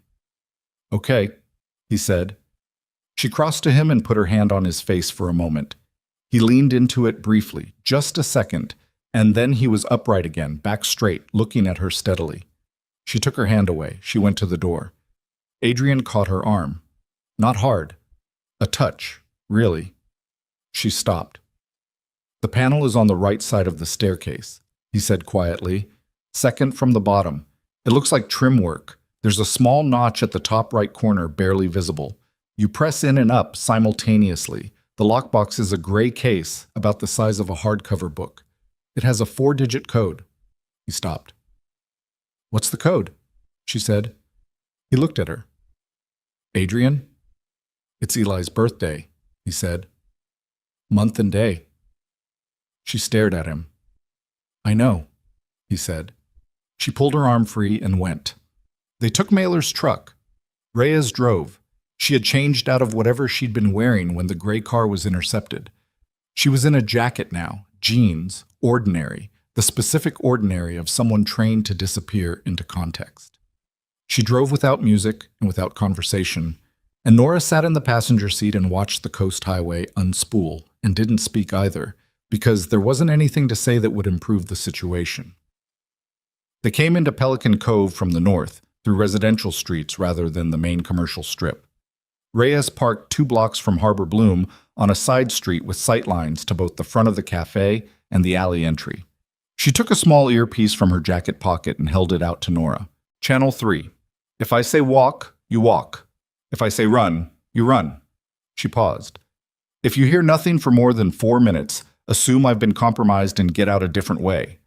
Nora put the earpiece in. "What counts as a different way?" "Any way that isn't the way you went in." "That's not specific." "No," Reyes said. "It's not." Nora got out of the truck. She walked 2 blocks down the side street and turned onto Harbor Street. It looked exactly like it always looked at 2:40 in the afternoon. The bookshop woman sweeping her stoop, a delivery truck double-parked outside the sandwich place, a couple of tourists with the wrong shoes for the weather examining the fishing boats from the dock end of the street. The fog was coming back. It came back every afternoon in October, reliable as anything in her life. Harbor Bloom looked normal, lights on inside, movement behind the glass. Danny had kept it open. She looked at the street. The blue Civic was gone. Whatever position they'd held earlier, they'd moved. A new element, a gray panel van parked at the far end of the block. She'd worked in this building for 6 years. She knew which vehicles belonged. The van didn't. She kept walking. Normal pace, her hands at her sides. She pushed open the cafe door. The bell above it rang the way it always rang. Danny looked up from the counter. Her face did 3 things in sequence: relief, confusion, and then a very careful neutral that told Nora she'd had to compose herself for the last several hours. "Hey," Nora said. "Hey," Danny said. "Everything okay?" "Getting there. Sorry to leave you like that." She went behind the counter with the naturalness of having done it 1,000 times. She started checking the till. "Business okay?" "Fine. Normal." Danny lowered her voice. "A man came in about an hour ago. He didn't order anything. He sat for 20 minutes and then left." A pause. "He was looking at the back." Nora kept her eyes on the till. "What did he look like?" 60s, nice looking, gray hair, good jacket, quiet. Danny's voice was barely above a whisper now. "He asked me if the owner was in. I said I didn't know when you'd be back." Nora's hand stilled on the till drawer. Gray hair, good jacket, quiet, nice looking. The kind of man who made you feel like he was kind, like he was one of the good ones. She pressed the earpiece once, the signal she and Reyes had agreed on, to indicate active contact. "Did he leave his name?" she said, and was proud of how even her voice was. "No." Danny looked at her. "Nora, what is happening?" "I'm going to tell you everything," Nora said, "but right now I need you to take your break. Go to the back, go outside, walk to the bookshop and stay there. Text me when you're there." Danny stared at her. "Please," Nora said. "I'll explain everything, I promise. Go." Danny went. Nora waited until she heard the back door close. Then she checked the cafe. 4 customers, none of them looking at her, all of them mid-conversation or looking at phones. The panel van was still at the end of the block. The gray-haired man was not currently visible. She went to the back stairs. The staircase was narrow, the original wood from when the building was constructed sometime in the 1940s. She'd repainted the risers twice. She knew every creak. She went down to the second step from the bottom. Right side. She looked at the trim work. She'd looked at this every day for 6 years. She'd painted over it, She'd swept around it. She'd never noticed anything. She saw it now. The notch at the top right corner. A millimeter of recess. Something that would read as a manufacturing imperfection and nothing more. She pressed in and up. The panel moved. The cavity behind it was 8 inches deep and 12 wide. The gray case was there, exactly where he'd said, the size of a hardcover book. She took it. She pressed the panel back. She stood up. From upstairs above the cafe, she heard a sound. She stood completely still. Footsteps. Careful, deliberate, weight distributed to minimize noise. Whoever was up there had been doing this for a while. They were in her apartment. Her chest went cold. She thought, Eli is not here. Eli is not here. She made herself say it twice. Then she thought, my apartment, which connects to the back staircase, which I am currently standing at the bottom of. She put the case in her bag. She moved toward the back door. The footsteps stopped. A pause that felt like someone listening. She pushed through the back door into the alley, and she walked fast. Not running, fast. The case in her bag and her heart in her throat. And she was 15 feet down the alley when she heard the back door open behind her. Miss Ashford. The voice was measured. Regional flatness she couldn't place. The voice from the phone in the car, not the gray-haired man, someone younger, someone she hadn't seen yet. She didn't stop. Miss Ashford, I'd really prefer you didn't make this complicated. She turned the corner into the side street at a pace that was almost running and that she made herself bring down, because running was the signal and she wasn't ready to give the signal yet. And then she heard Reyes in the earpiece say the single word, run. And she ran. She covered the 2 blocks in less than 30 seconds. Reyes had the truck running. She got in. Reyes pulled out before the door was fully closed. Back door of the building, Nora said, breathing hard. Someone was in my apartment. I saw him, Reyes said, and I saw who let him in. Nora looked at her. Reyes's jaw was tight. The gray-haired man, the one who came in an hour ago. He didn't leave. She paused. He went around the block and came in through your apartment stairs. The fire escape. He had access to the fire escape. He had a key to the exterior door, Reyes said, the one at the bottom of the fire escape. She stopped at a light and looked at Nora. Knox has a key to that door. Nora understood what Reyes was telling her. Garrett Foles. He hadn't come to search the building. He'd come because he knew what was in it. He knew about the cavity in the wall. He knew about the lockbox. He knew somehow about the copy. The only person who knew about the copy was Adrian. The light changed. Reyes drove. He knew, Nora said. Her voice came out strange. Foles knew about the secondary copy. Yes. Adrian said he didn't tell anyone. Yes. But Foles knew. Yes. Nora sat with this for 3 seconds. How? Reyes was quiet for a long moment. The coast highway opened ahead of them, the ocean appearing on the left, gray and enormous and indifferent, as always. Because Foles isn't just the original source, Reyes said. He's been in contact with Knox longer than Knox knows. The protocol he used to contact Hargrove's office, Knox said he used it twice. Once in a staff meeting, once in a written directive to Foles. She paused. But that protocol appears in one other place. In communications I've been reviewing for the last hour on my secondary device. Communications between Knox's own encrypted server and an external address I don't recognize. The truck filled with the sound of the engine and the distant surf. When were those communications sent? Nora said. The most recent one was 4 days ago, Reyes said. 2 days before Knox came to Pelican Cove. The cold moved through Nora completely, roof to floor. Adrian contacted Foles, she said. Or someone using his server did. Rhea's voice was very careful. Or someone who has access to his server. That's not the same as... No, Reyes said. It's not. She paused. But I need you to consider the possibility that Garrett Foles didn't find the secondary copy because he guessed. I need you to consider the possibility that someone told him. Outside the window, the ocean moved. Nora held the gray case in her lap. 4 digits, month and day of Eli's birthday. The code Adrian had given her without hesitation, the small revelation of it, the way it had hit her somewhere unguarded.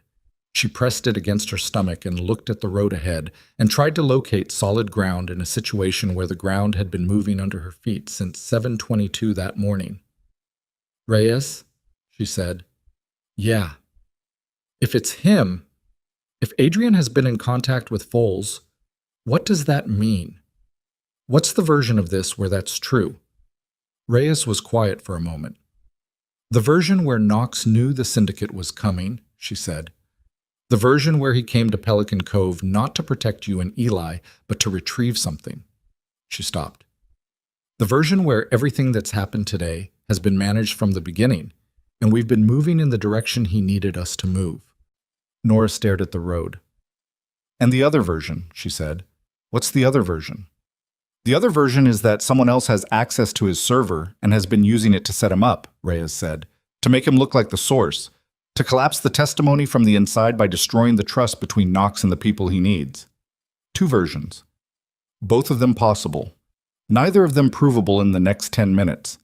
Ahead of them on the highway, Nora could see the junction for Mallard Creek Road, 45 minutes from the Sacramento field office. 2 hours and, she checked her watch, 14 minutes left in Hargrove's window. She had the documentation in her lap. She had 14 minutes less than she'd started with.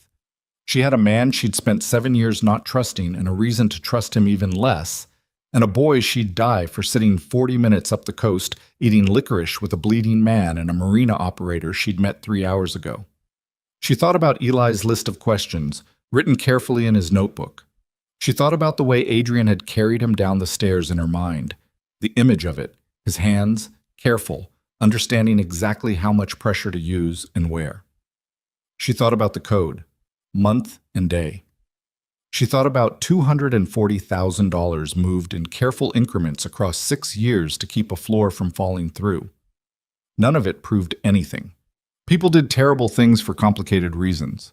People also did the opposite.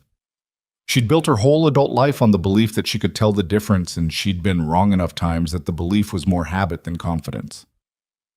She looked at the case in her lap. "We keep moving," she said. "We get to Hargrove. We deliver the documentation. Everything else? We deal with it afterward." She looked at Reyes. "Can you get me into Hargrove's office without going through Adrian?" Reyes looked at the road. "I have her direct number, the one that doesn't route through any of Knox's protocols." "Use it," Nora said. "Tell her we're coming. Tell her we have the documentation and we'll be there in 45 minutes. She paused. "Don't tell her anything else." Reyes reached for her phone, and then the gray case in Nora's lap vibrated. She looked down. It vibrated again from inside, which was impossible because it was a sealed hard case containing data drives, and there was nothing inside it that could vibrate. She opened it. Inside, next to the drives, was a phone. A cheap prepaid, powered-on, screen lit. One notification, a text message. No number, just words. She read it. She read it again. The truck moved north on the coast highway, and the ocean moved beside them, and the fog thickened ahead, and Nora Ashford sat in the passenger seat holding a phone that had been inside a locked case in a hidden cavity in the wall of her cafe, and she felt the last piece of solid ground shift under her feet, because the text said, "The drives are blank. They've always been blank. The real documentation is somewhere neither of you have looked. Come find me and I'll tell you where."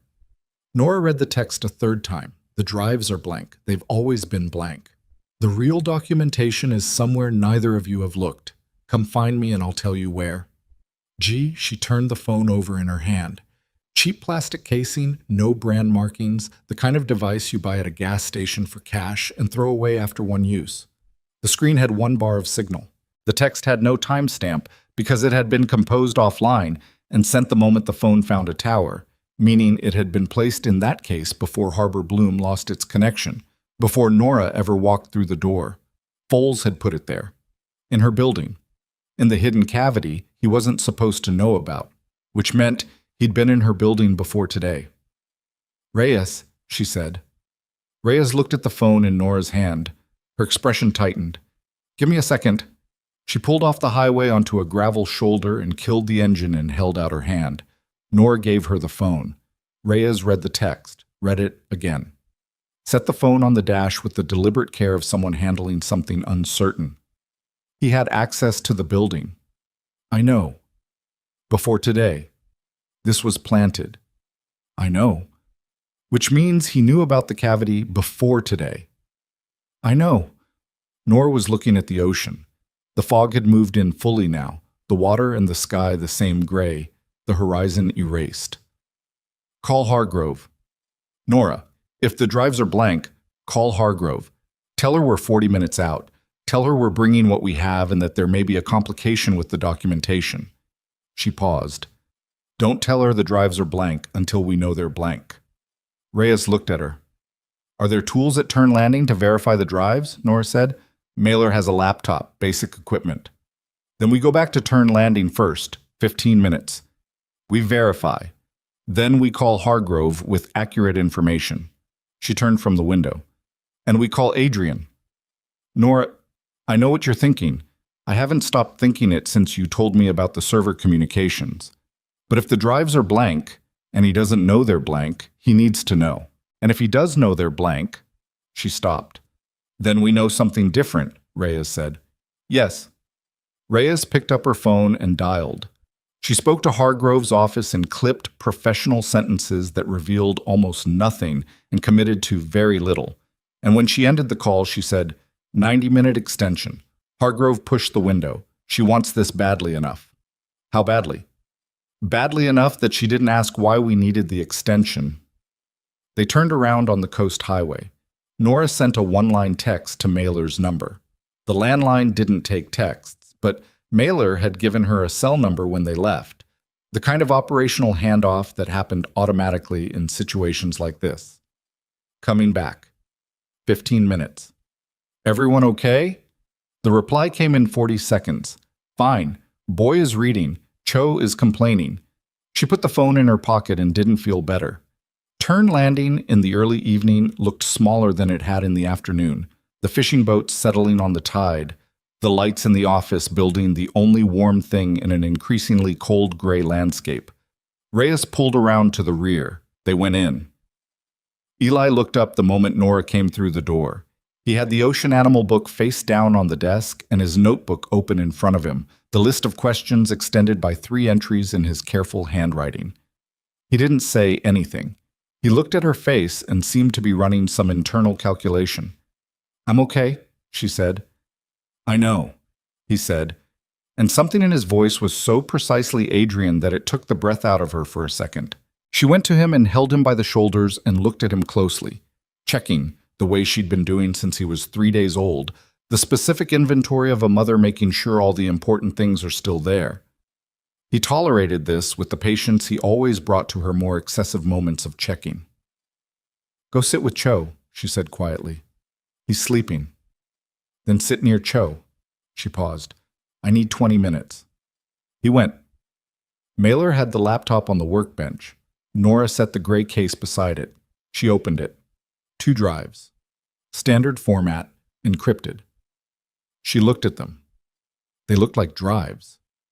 There was no visual way to know. Mailer connected the first one. The laptop took 45 seconds to initialize, then displayed a drive structure. Empty. Completely unformatted. Factory state. He connected the second. Same. Nora stood at the workbench and looked at 2 blank drives in a case she'd retrieved from a hidden cavity in the wall of her own cafe, a cavity installed by a man she'd spent 7 years not trusting. And the feeling that moved through her was not quite rage and not quite despair, but something that lived between them. A dry, clarifying cold, the cold of understanding exactly where you stand. She picked up Reyes's phone. She called Adrian. He answered on the first ring. You got it? Tell me about the drives, she said. A pause. 1 second. 2. What about them? Tell me what's on them. Financial documentation. 3 years of... Adrian. She heard herself say it the way she'd said very few things in her life, with the full weight of every decision behind the words. The drives are blank. Silence. Say something, she said. That's not... He stopped. That's not possible. I loaded them myself. 18 months ago, I personally... They're unformatted. Factory state. Mailer's laptop is looking at them right now. She paused. Did you verify them after you loaded them? I verified them at the time. I've checked the case since, checked it was sealed, checked it was in place, but you didn't open the case and verify the drives again. A longer pause. No, he said. I didn't. Someone replaced them, she said. Someone with access to your building, access to the cavity, access to the case. Someone who replaced the loaded drives with blanks at some point in the last 18 months. She kept her voice level and left a phone inside. She heard his breath change on the other end of the line. What phone? She read him the text. The silence after was different from the silences before. It was the silence of a structure undergoing stress. Not collapsing, but loaded past what it was designed for, finding out in real time what it was made of. He's been in the building, Adrian said. Yes. He replaced the drives. Yes. He knew about the cavity. How did he know about the cavity, Adrian? Another pause. She let it sit. She didn't fill it for him. I told him, Adrian said quietly. A year ago. When I set it up, I told him there was a secondary location. I didn't tell him where, but I told him it existed and that it was in Pelican Cove. He stopped. He would have found the cavity on his own from there. He knows how I think. He's been watching me think for 20 years. The server communications, she said. Reyes found communications from your server to an external address 4 days ago. Did you send them? What communications? His voice had gone very flat. She told him what Reyes had found. No, he said. I didn't send anything from that server in the last 3 weeks. I've been in transit, off server. A pause. Someone accessed my server remotely. Foles. He has the architecture. He helped build it. A longer pause. Nora. What? The text says he has the real documentation. That means he loaded the drives himself, at some point after replacing mine, and he's been holding them. A pause. Which means he has everything. The financial records, the communications, the personnel files, everything I put on those drives is currently in Garrett Foles' possession. The cold in her chest settled into something permanent. He didn't give it to Vantara, she said slowly. If he'd given it to them, they wouldn't need you anymore. They'd have burned the whole operation. He's holding it, Adrian said. He's using it as his own leverage. Against Vantara, against me, against anyone who comes close. A pause. He built himself into the center of this. Everyone needs what he has and nobody can touch him while he has it. He wants a meeting, she said. Yes. You're not going alone. I know. I'm coming with you. Nora. He contacted me. The phone was in my building. He knows about Eli. He knows everything you know, which means he knows exactly what leverage he has over you. And he's using my name to pull both of us into the same room. She felt the logic of it as she said it, the clean, terrible logic. He wants us both there. So we go. A pause. He'll have people. He'll have an exit strategy and he'll have people.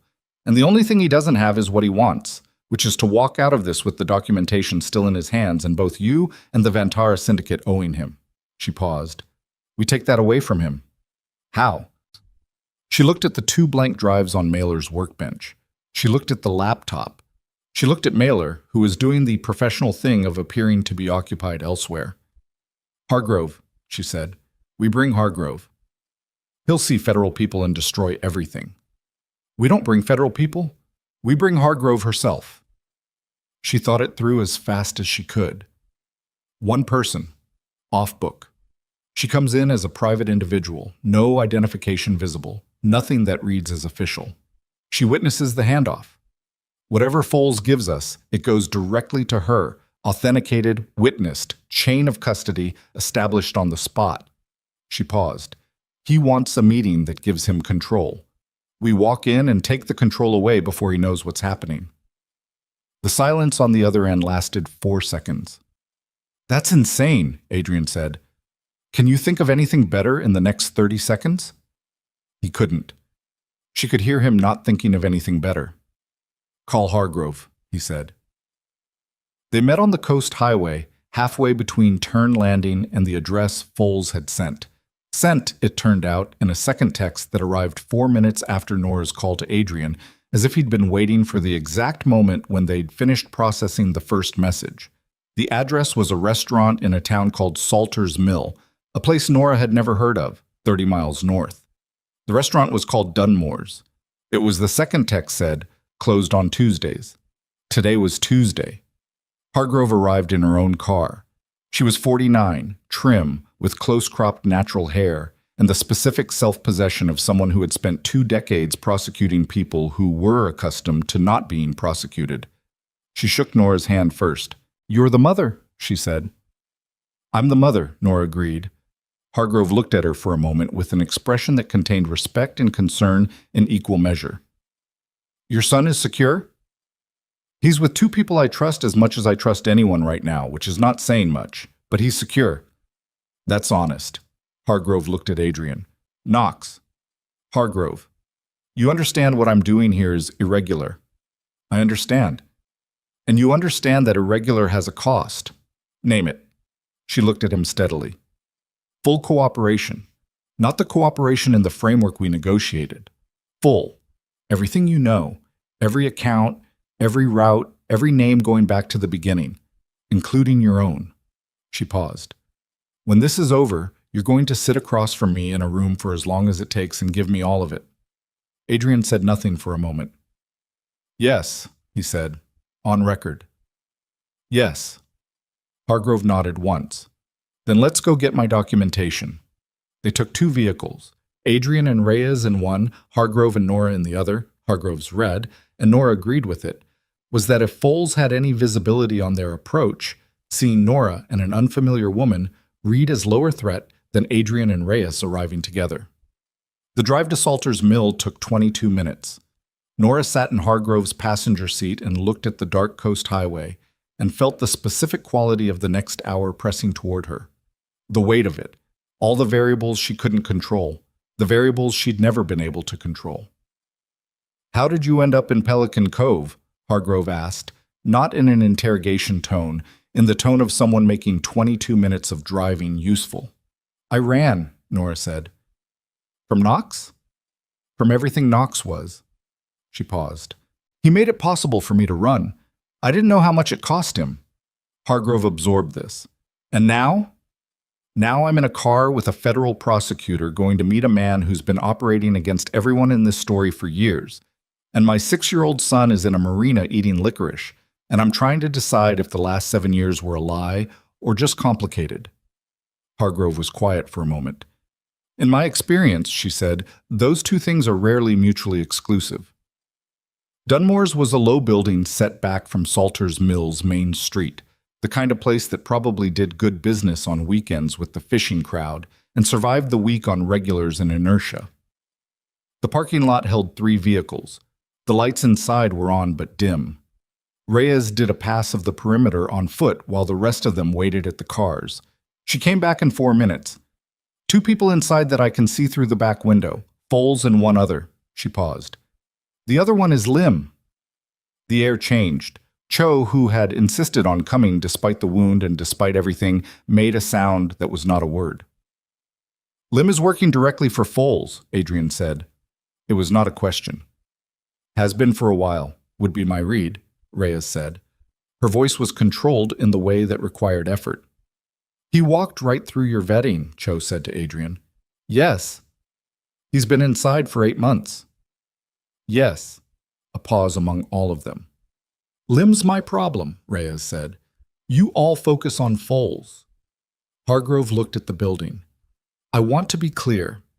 I'm here as a witness to a voluntary transfer of documentation. I am not here as tactical support. Whatever happens in that room that isn't a handoff of evidence, I didn't see it." "Understood," Adrian said. "I mean that in both directions." "I know what you mean." They went in through the front. The restaurant smelled like stale beer and cooking grease and the specific closed-up smell of a building that had been shut during business hours and hadn't fully aired out. 6 tables, a bar along one wall, pendant lights turned down to 50%. A jukebox against the far wall, unplugged. Garrett Foles was sitting at the center table with a glass of water and his hands visible on the table, which told Nora something about how he wanted this to read. He was exactly as Danny had described, gray-haired, well-dressed, quiet-faced. He looked like a retired professor, like someone's grandfather, like someone who sent cards on birthdays and remembered details about your life and made you feel seen. She'd believed that face the 2 times she'd met it. She did not believe it now. Lim was at the bar. He was younger than she'd expected, early 30s, with a stillness that she recognized as trained rather than natural. He looked at Reyes, and Reyes looked at him, and the room understood the specific nature of that look, without anyone saying anything. Foles looked at Nora first. "Ms. Ashford," he said, "you're holding up well." "Don't," she said. He looked at Adrian. Something passed between them. Not warmth, not coldness exactly. Something more like 2 people who had been in close proximity for a very long time, suddenly looking at each other from across an enormous distance. "Adrian." "Garrett." Foles's eyes moved to Hargrove. He studied her for a moment. "You brought a friend." "She's here to receive documentation," Adrian said. "A lawyer?" "A witness," Nora said. Foles looked at Nora for a moment, and she had the experience of being assessed by someone very skilled at assessing people. "Smart," he said, and meant it. "You're smarter than he told me you were." "He told you about me," she said. "He told me everything about you." Foles's voice was the measured voice from the phone. Not threatening, not warm, somewhere in between that was somehow worse than either. 20 years ago, 21, he came to me and said there was a woman he needed to protect, and I was the one he trusted with that. He paused. I was the one he trusted with most things. "And then you sold it," she said. "Eventually." He said it without flinching. "Not immediately. It took some years for the value to become clear." He looked at Adrian. "You were going to find the account discrepancies. I knew it. You knew it was coming, and I had a choice to make." "You made it," Adrian said. "I made it." No apology, no visible regret. The Vantera people offered a significant arrangement in exchange for what I knew. I've been managing that arrangement for 5 years. "Managing it," Reyes said from 3 feet to Nora's left, and her voice had the quality of something very sharp drawn very slowly across a surface. "I've kept it contained," Foles said. "The arrangement was always meant to be temporary. I want you to understand that. I was building toward an exit." "You were building toward leverage," Adrian said. "It's the same thing, from a certain angle." "Not from where I'm standing." Foles looked at him. The look contained something Nora couldn't fully read. Not remorse, not exactly, but something adjacent. Recognition, maybe? The look of a man who understood the weight of what was on the table and wasn't trying to minimize it. "I have the documentation," he said. "Everything you put on those drives, plus 3 additional years of material I compiled independently. My own files. My own records of the Vantara operation." He paused. "It's more complete than what you had." The room was quiet. "Why?" Adrian said. "Because I kept records of everything I did," Foles said simply. "I've been in this business long enough to know that the only protection you have is documentation. Everything I gave them, everything I managed, everything I facilitated. I have records." "You documented your own crimes," Hargrove said, speaking for the first time since they'd entered. Foles looked at her. "And theirs, and his," a slight movement of his head toward Adrian. "A complete picture, the kind of thing that collapses an entire network in a single filing." Hargrove was very still. "What do you want for it?" Nora said. Foles looked at her with what appeared to be genuine respect. "Immunity," he said. "Full immunity for my cooperation and testimony. Complete expungement. I walk out the other side a private citizen." The word fell into the room. Nora felt Adrian go still beside her. "No," he said. "Adrian," Hargrove started. "No." His voice was flat and final. "He ran an operation that put a target on my son's back. He gave them Eli. He gave them Nora. He managed 5 years of escalating threat against people I—" He stopped. "No." Foles looked at him. "Then the documentation stays with me, and the Vantara operation continues, and whatever you think you've built toward today, in this room, collapses." He paused. I'm not asking for it to feel right. I'm telling you the mathematics. There's no version where you walk free, Adrian said. There's the version you agree to right now, Foles said. The room held this. The pendant lights hummed. From the bar, Lim shifted his weight almost imperceptibly, and Reyes moved one step closer to the bar in response. Nora looked at Foles. She looked at the quiet, tired-eyed, kind-faced man who had handed her an envelope 7 years ago and told her to be careful. She thought about Eli at 6, asleep on a restaurant table. She thought about the list of questions in a notebook. She thought about soccer practice on Thursdays and the way they'd known about it. No immunity, she said. Foles looked at her. Reduce charges, she said. That's what you get, cooperation credit. You testify, you provide the documentation, you give a full accounting, and Hargrove takes the cooperation into consideration at sentencing. She looked at Hargrove. That's within her discretion. Hargrove's face was expressionless in the way that meant she was listening very carefully. You don't get to walk free, Nora said. Nobody gets to walk free from giving someone's child's name to people who wanted to use him as a weapon. But you get better than what you'd get if we leave this room without a deal and Hargrove rebuilds the case from the outside. She held his gaze. How long do you think the Vantara people let you keep holding those drives once they know the federal case is active? How long before being the man with the documentation becomes the most dangerous thing you've ever been? Foles was very still. You came here because you need this resolved, she said, not because you have power, because the window is closing and the only position that protects you is inside a cooperation agreement. You know that. I know that. She paused. Stop performing and take the deal. Silence. Foles looked at Hargrove. Cooperation credit.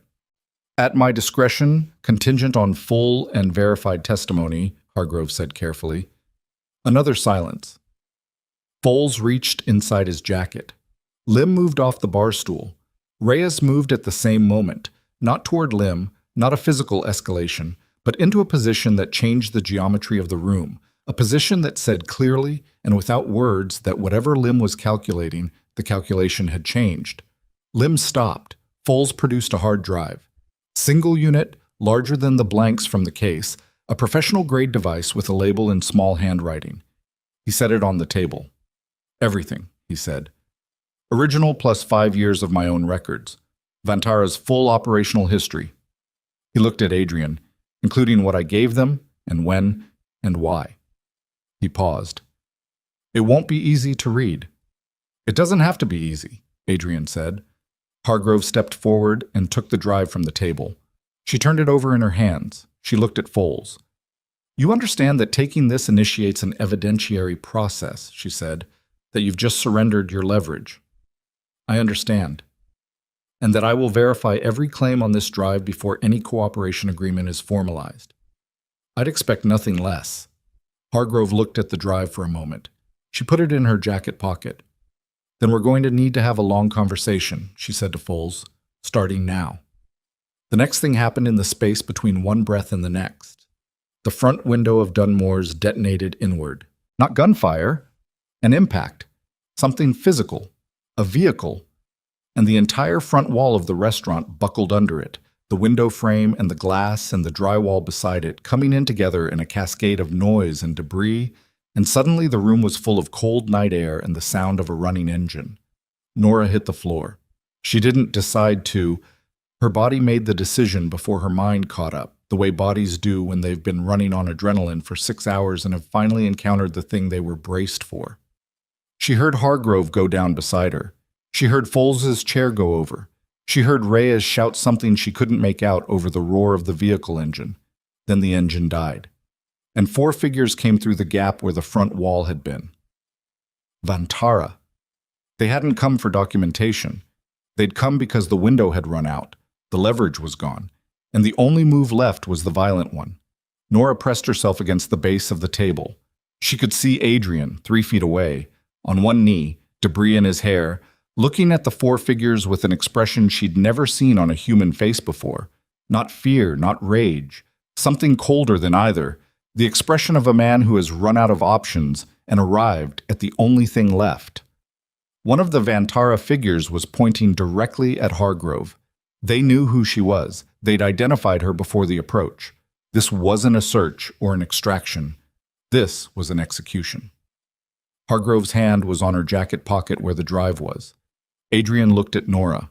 1 second, the specific look of a man asking a question without words, and the question was, "Do you trust me right now, with no time left and no guarantees and no version of this that doesn't cost something?" She looked back at him. Her hand found a fallen chair leg in the debris on the floor beside her. Heavy wood, solid, the specific weight of something that could matter. She held it. She nodded once. And Adrian Knox came up off the floor and moved toward the four figures with nothing but the specific purpose of a man who has decided what he's willing to pay. And Nora Ashford came up right behind him because she had made the same decision. And the restaurant around them was broken glass and cold night air and the sound of someone's engine still ticking in the silence after violence. And everything that had been moving toward this moment for 7 years finally arrived. The chair leg connected with the side of the first man's knee, and the sound it made was not the sound movies prepare you for. Not a clean crack, not a dramatic impact, but a wet, dense thud that traveled up Nora's arms into her shoulders and told her immediately that she'd done real damage, that this was real, that the weight of wood against bone was not something that could be undone. The man went down. She didn't stop to watch him go. The restaurant was chaos in the specific way of small spaces with too many people in conflict. Everything compressed, nothing with room to finish before the next thing started. Adrian had the second figure by the collar and was using momentum rather than strength, redirecting the man's own forward motion into the edge of the bar, and the impact drove the air out of him in a sound like a punctured tire. Reyes was already on the third, and she was doing it with the economy of someone who trained for this the way other people trained for marathons. Not efficient exactly, because nothing about physical violence is efficient, but purposeful, each movement connected to the next without wasted space between them. The fourth figure had Hargrove. Nora saw it in her peripheral vision. The man had crossed the room while the others engaged and now had Hargrove from behind, one arm across her chest, the other hand at her jacket pocket going for the drive. Nora was 8 feet away. She moved. Not a decision, not a calculation. The body ahead of the mind, the way it had been all day. The way it had apparently been trained to be by 6 years of being a single mother who could not afford the luxury of hesitation. She covered the 8 feet and brought the chair leg up and across the man's forearm, the arm that was reaching for Hargrove's pocket. And the impact was imprecise. She caught the wrist more than the forearm, but it was enough. It broke his grip, and Hargrove twisted away from him with the presence of mind to go low and move toward the gap where the wall had been. The man turned on Nora. She had time to register that he was larger than she'd clocked from across the room, and that his face was the face of someone who had made his peace with inflicting pain a long time ago. And then he had her wrist, and she lost the chair leg and the wall came up against her back, and she understood, in the specific clarity of being physically in danger, that she was out of her depth and that it didn't matter because this was what was in front of her. She went for his eyes. Not a heroic move, not a trained move, the oldest move there is. He flinched back and she drove her knee up and he folded slightly and she pushed off the wall and she was free, 3 feet of space between them, and then Cho was there. Cho, who had a wound in his left side and hadn't slept in what looked like 30 hours, and had been sitting in Mailer's office complaining while Eli read about ocean animals, came through the broken front wall of Dunmore's at a speed that his body was going to object to strongly in the morning and put himself between Nora and the man who'd had her against the wall. And what followed was brief and decisive, and left the man on the floor making sounds of someone recalibrating their entire approach to the evening. Cho straightened up, pressed his hand to his left side, looked at Nora. "Mailer has the boy," he said before she could ask. "He's fine. I called in." She breathed. The room came back into focus around her. Adrian had the second man zip-tied to the base of the bar with something from his jacket pocket. She didn't ask where he'd gotten zip ties, and she wasn't going to. Reyes was on her phone in the corner, her voice clipped and fast, calling in something official that Nora caught only in fragments. Hargrove was standing in the gap where the front wall had been, the drive pressed against her sternum with one hand, her other hand bloody from where she'd caught herself on debris, already on her own phone. Foles was still at the center table. He hadn't moved. He had the stillness of a man who had done the calculation, understood the outcome, and made his peace with it before anyone else in the room had time to. The glass of water was still in front of him, undisturbed. His hands were flat on the table. He looked at Nora. "You're bleeding," he said. She looked down. Her forearm was cut. The debris from the wall, she thought, or the floor when she went down, she hadn't felt it happen. The cut was shallow and bleeding, with the enthusiasm of shallow cuts that look worse than they are. She looked at Foles. "You knew they were coming," she said. He didn't deny it. "I suspected they'd been following you. I didn't think they'd move this fast." A pause. "I underestimated how much they'd spent building this operation. People who spend that much don't walk away from it." "Did you use us to draw them out?" she said. He was quiet for a moment. "I needed them in one location," he said. "I needed the meeting to happen. The room absorbed this." "You used us as bait," Adrian said from across the room. His voice was completely without inflection, which was worse than anger. "I created conditions that—" "Don't!" Adrian crossed the room toward him. He stopped 2 feet from Foles's table and looked at the older man with something that had been building for a long time. Not rage, not grief, something between them that didn't have a clean name. 23 years. My father hired you when I was 16. You were there for everything." Foles looked up at him. "Everything," Adrian said. "The accounts, the operations. Every time I made a mistake, and every time I made a decision I should have made differently. You were there."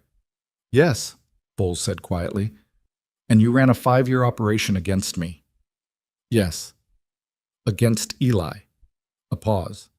Something moved across Foles's face, the first thing she'd seen move there that wasn't controlled. "I told them specifically that the boy was not to be touched. That was a condition of the arrangement from the beginning." "But you gave them his name," Nora said. Foles looked at her. The thing on his face stayed. "Yes," he said. "I gave them his name." The sirens were audible now, 2 miles out, maybe less. The specific wail of multiple vehicles that told Nora Hargrove had called in more than a patrol car. "Sit," Hargrove said to Foles, coming back through the gap in the wall, her hand still on her jacket pocket. "You're not going anywhere." Foles sat. He'd been sitting all along, but he settled into it differently now, with the particular quality of someone accepting a weight that's been held at arm's length for a long time. Nora looked at him for another moment. Then she went to find Adrian. He was outside in the parking lot, in the cold night air that smelled like the ocean and the hot metal of the vehicle that had driven through the restaurant wall. He was standing with his back to the building, his head slightly lowered, his hands at his sides. She stopped beside him. They stood there for a moment without speaking. "Cho called ahead," she said. "Eli's okay." "I know." "Are you hurt?" He moved his shoulder experimentally. "Nothing structural." She looked at the side of his face. He had debris in his hair and a cut below his ear that he hadn't noticed yet. She reached up and pressed her fingers against it to stop the bleed, the way she'd done 100 times with Eli, and he went absolutely still at the contact. She held her fingers there for a moment. Then she took them away. "The drives are going to Hargrove," she said. "In an hour, this is in federal hands." "Yes. And then I give testimony. Everything I know, the way I told her. All of it." He looked at the sky. It was full dark now. No stars. The fog too heavy. "It's going to take months, the cooperation process, the hearings." A pause. "I won't be free in any conventional sense for a long time." "I know," she said. "I'm not asking you to—" "I know," she said. They were quiet again. "I didn't know the drives were blank," he said. "I need you to know that." "I know," she said. For the third time. Because she did know, she'd made the decision about what she knew somewhere between the restaurant wall and Cho arriving, in the specific place where you find out what your gut is telling you when you stop arguing with it. He looked at her. "How?" "Because if you'd known," she said, "you wouldn't have sent me into that building." He was quiet. "Everything else I'm still deciding about," she said. "The money, the invisible hand, $240,000 in interventions I never asked for." She looked at the parking lot.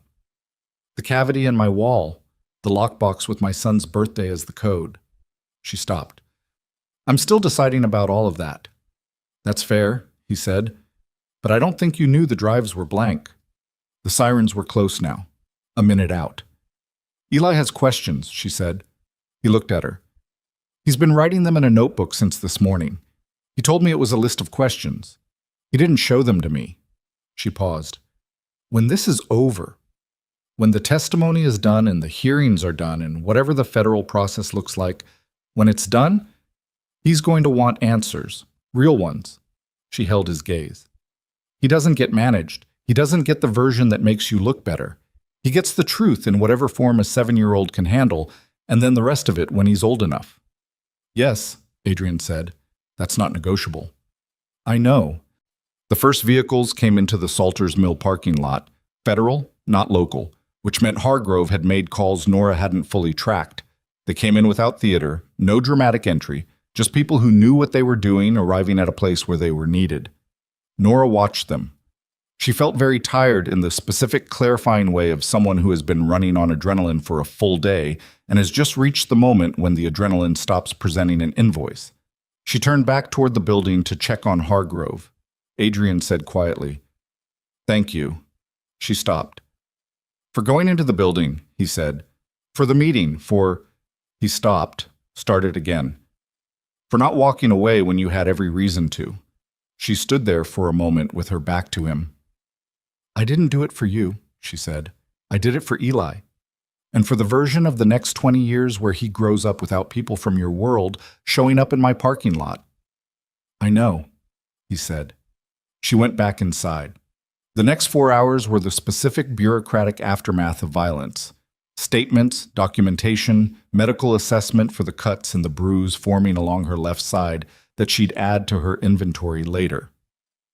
Cho got his wound properly looked at by a federal medic who said things about infection risk that Cho received with the stoicism of someone who'd heard worse. Reyes gave a statement that took an hour and a half, and emerged from it looking like she'd done something she'd been needing to do for a while. Lim was in federal custody. He'd been detained without incident, which told Nora something about how much fight he'd had left once the operation collapsed around him. Foles gave his statement in a separate vehicle, away from Adrian, at Hargrove's direction. Nora didn't witness it and didn't need to. Hargrove came to her at one point and said quietly, "His records are more complete than I expected. He documented everything." A pause. "It's going to be significant." "Will he cooperate fully?" Nora said. "He already is." Hargrove looked at the drive and the evidence bag she was holding. "He's been doing this long enough to know when the game is over." "And the 4 from the restaurant?" "Vantara, mid-level. Operational rather than organizational." Hargrove looked at her steadily. "The organizational leadership is in the documentation. We'll move on them within 48 hours. She paused. "This is going to be a significant action, Ms. Ashford. It's not going to be quiet." "I know," Nora said.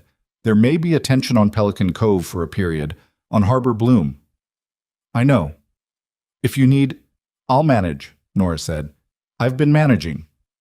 Hargrove looked at her for a moment. "Yes," she said. "I can see that." At 11:47 p.m., Nora Ashford got into Reyes's truck, the black pickup with the cracked rear window that had already covered a lot of ground today, and drove to Turn Landing. Mailer was awake.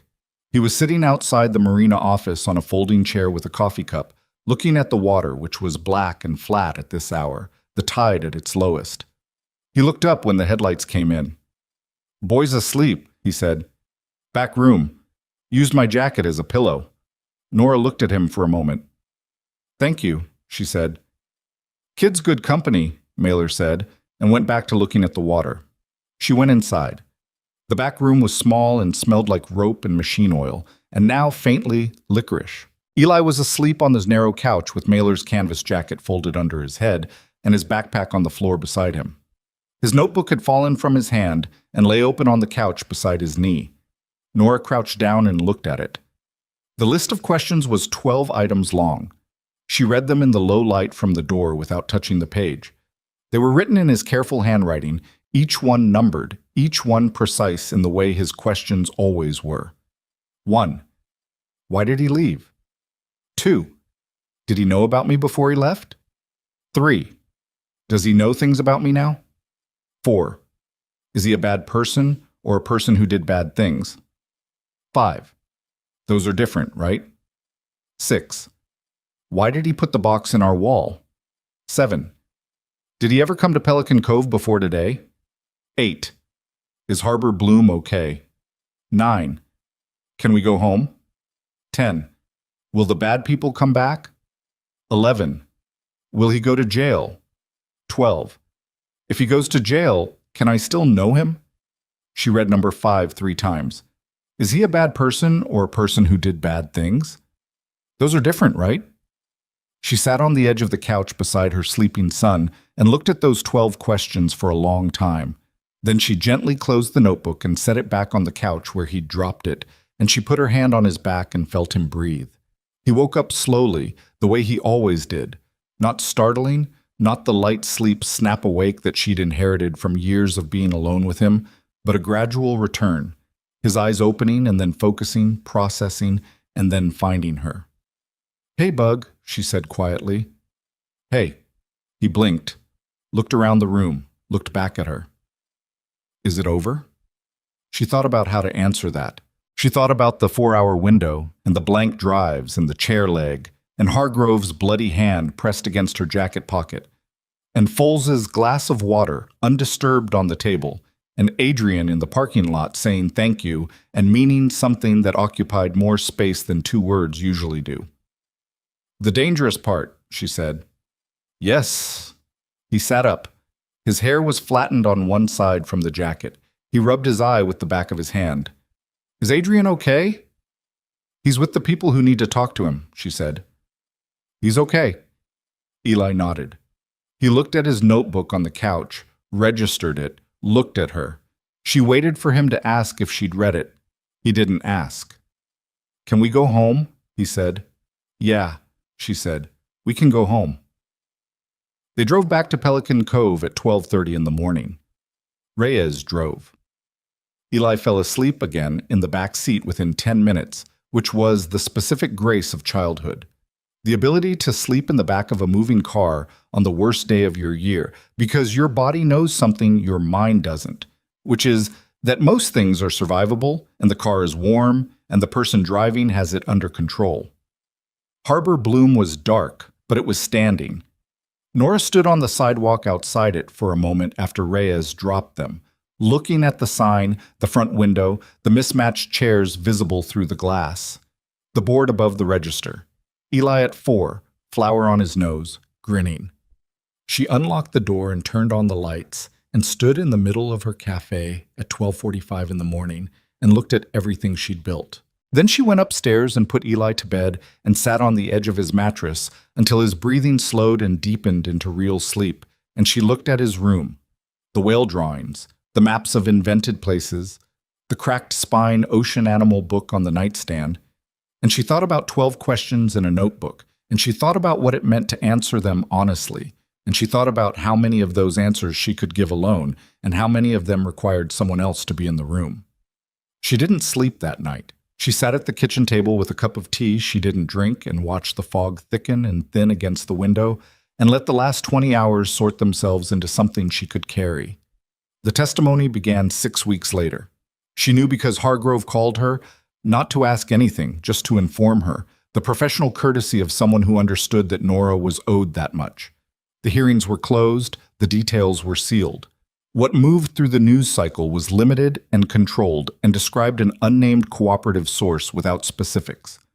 Harbor Bloom stayed open through all of it. Danny came back. She'd asked questions. She'd gotten something resembling honest answers. She'd decided that was enough and she'd come back. The espresso machine broke in week 3, as it did every 6 months, and Nora fixed it herself with a YouTube tutorial and a specific piece of vocabulary she didn't repeat in front of Eli. 3 weeks after the testimony began, she answered 12 questions. She sat at the kitchen table with Eli on a Sunday morning. The cafe closed, the fog in, the particular calm of Sunday mornings that she'd always loved, and she went through the notebook with him. She didn't have answers for all of them.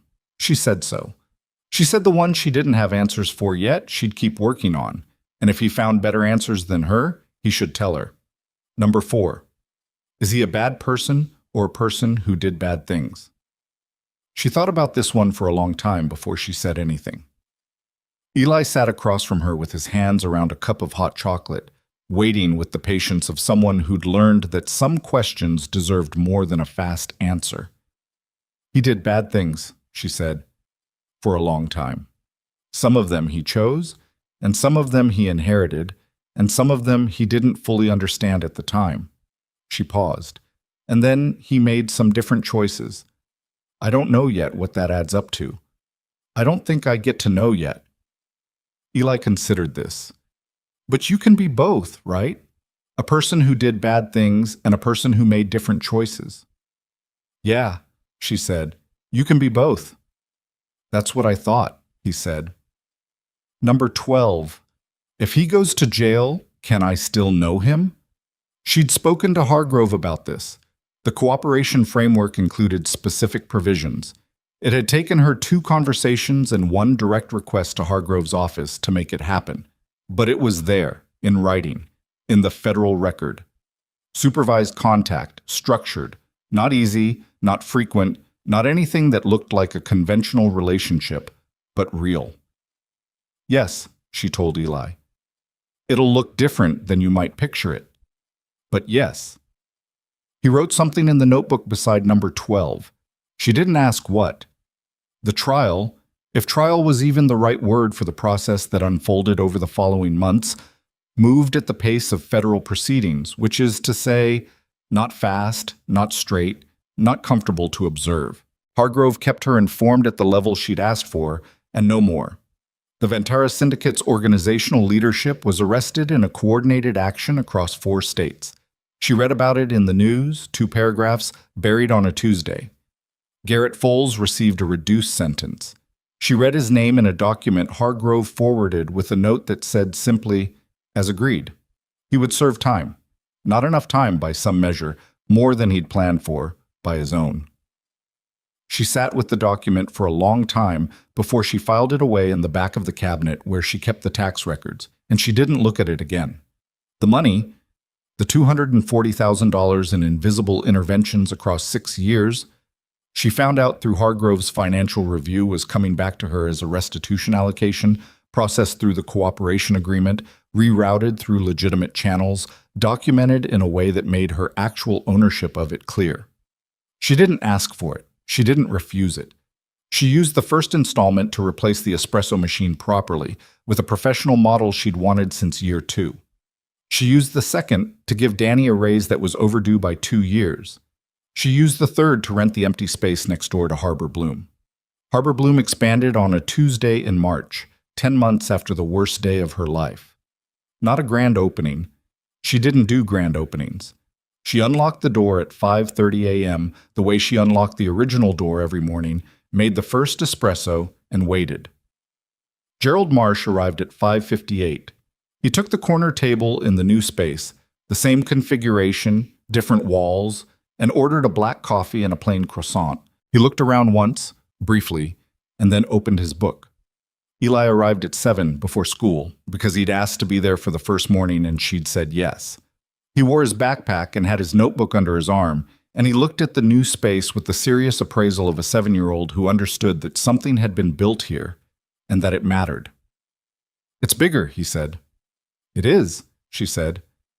Can I have a cinnamon roll? You can always have a cinnamon roll. He sat on his stool, the original stool, moved to the junction between old and new, and ate his cinnamon roll and read his book. And his legs swung because they still didn't reach the floor. And Nora stood behind the counter and watched the morning light come through the new windows and felt the weight of the last 10 months settle into something that wasn't heavy anymore, exactly, but was solid, the way something solid and real always has weight, even when you've learned how to carry it. Her phone was on the counter. At 7:42, it showed a text from a number she'd saved under no name, just a date, the date of the night at Dunmore's. It said, First day. How is it? She looked at the text for a moment. She looked at Eli. She looked at the new windows. She typed, bigger than before. A pause. Then, good. Another pause. Then, tell him I said good morning. She looked at Eli. He had cinnamon sugar at the corner of his mouth again, the exact same place as always. Hey, she said. He looked up. Someone says good morning. He knew who she meant. She hadn't said, but he knew, the way he knew most things she didn't say directly. He considered it for a moment with the seriousness that he brought to most things. "Tell him good morning back," he said. And then he went back to his book. She typed, "He says good morning back." She put the phone in her apron pocket. She pulled the first espresso shot of the new space, watched the extraction, adjusted the grind 2 clicks finer. The result was better. Not perfect. She'd dial it in over the next week, the way she always did, the way any good thing required. Danny arrived at 7:50 and looked at the space and said, "Oh, it's nice," with the genuine surprise of someone who'd been told it would be nice and had been reserving judgment. The first customer Nora didn't recognize, not a regular, someone new, came through the door at 8:03 and looked around and said, "I heard this place just got bigger." "It did," Nora said. "Is it still good?" She thought about the question. She thought about what still meant, what good meant, what it meant for something to be the same thing after it had changed. She thought about Harbor Bloom as she'd first opened it, 22 tables and mismatched chairs she'd painted herself, and a chalkboard menu in her handwriting. She thought about all the mornings she'd stood behind this counter and not known how many of the floors she was standing on were hers and how many were held up by things she hadn't built. She knew now. She'd counted them. It had taken her the better part of 10 months, but she'd counted every floor, every foundation, every wall, and she knew what was hers. Most of it was hers. Not all of it. She'd stopped needing it to be all of it. "Yeah," she said to the new customer, "it's still good." She pulled the shot and handed it across the counter and turned to start the next one. And behind her, the morning came through the new windows at the angle it always came through, windows facing east, and Eli's legs swung on his stool, and Gerald Marsh turned a page, and the fog moved offshore the way it always did, slow and heavy, like something that had been here a long time and was finally, on this particular morning, ready to go.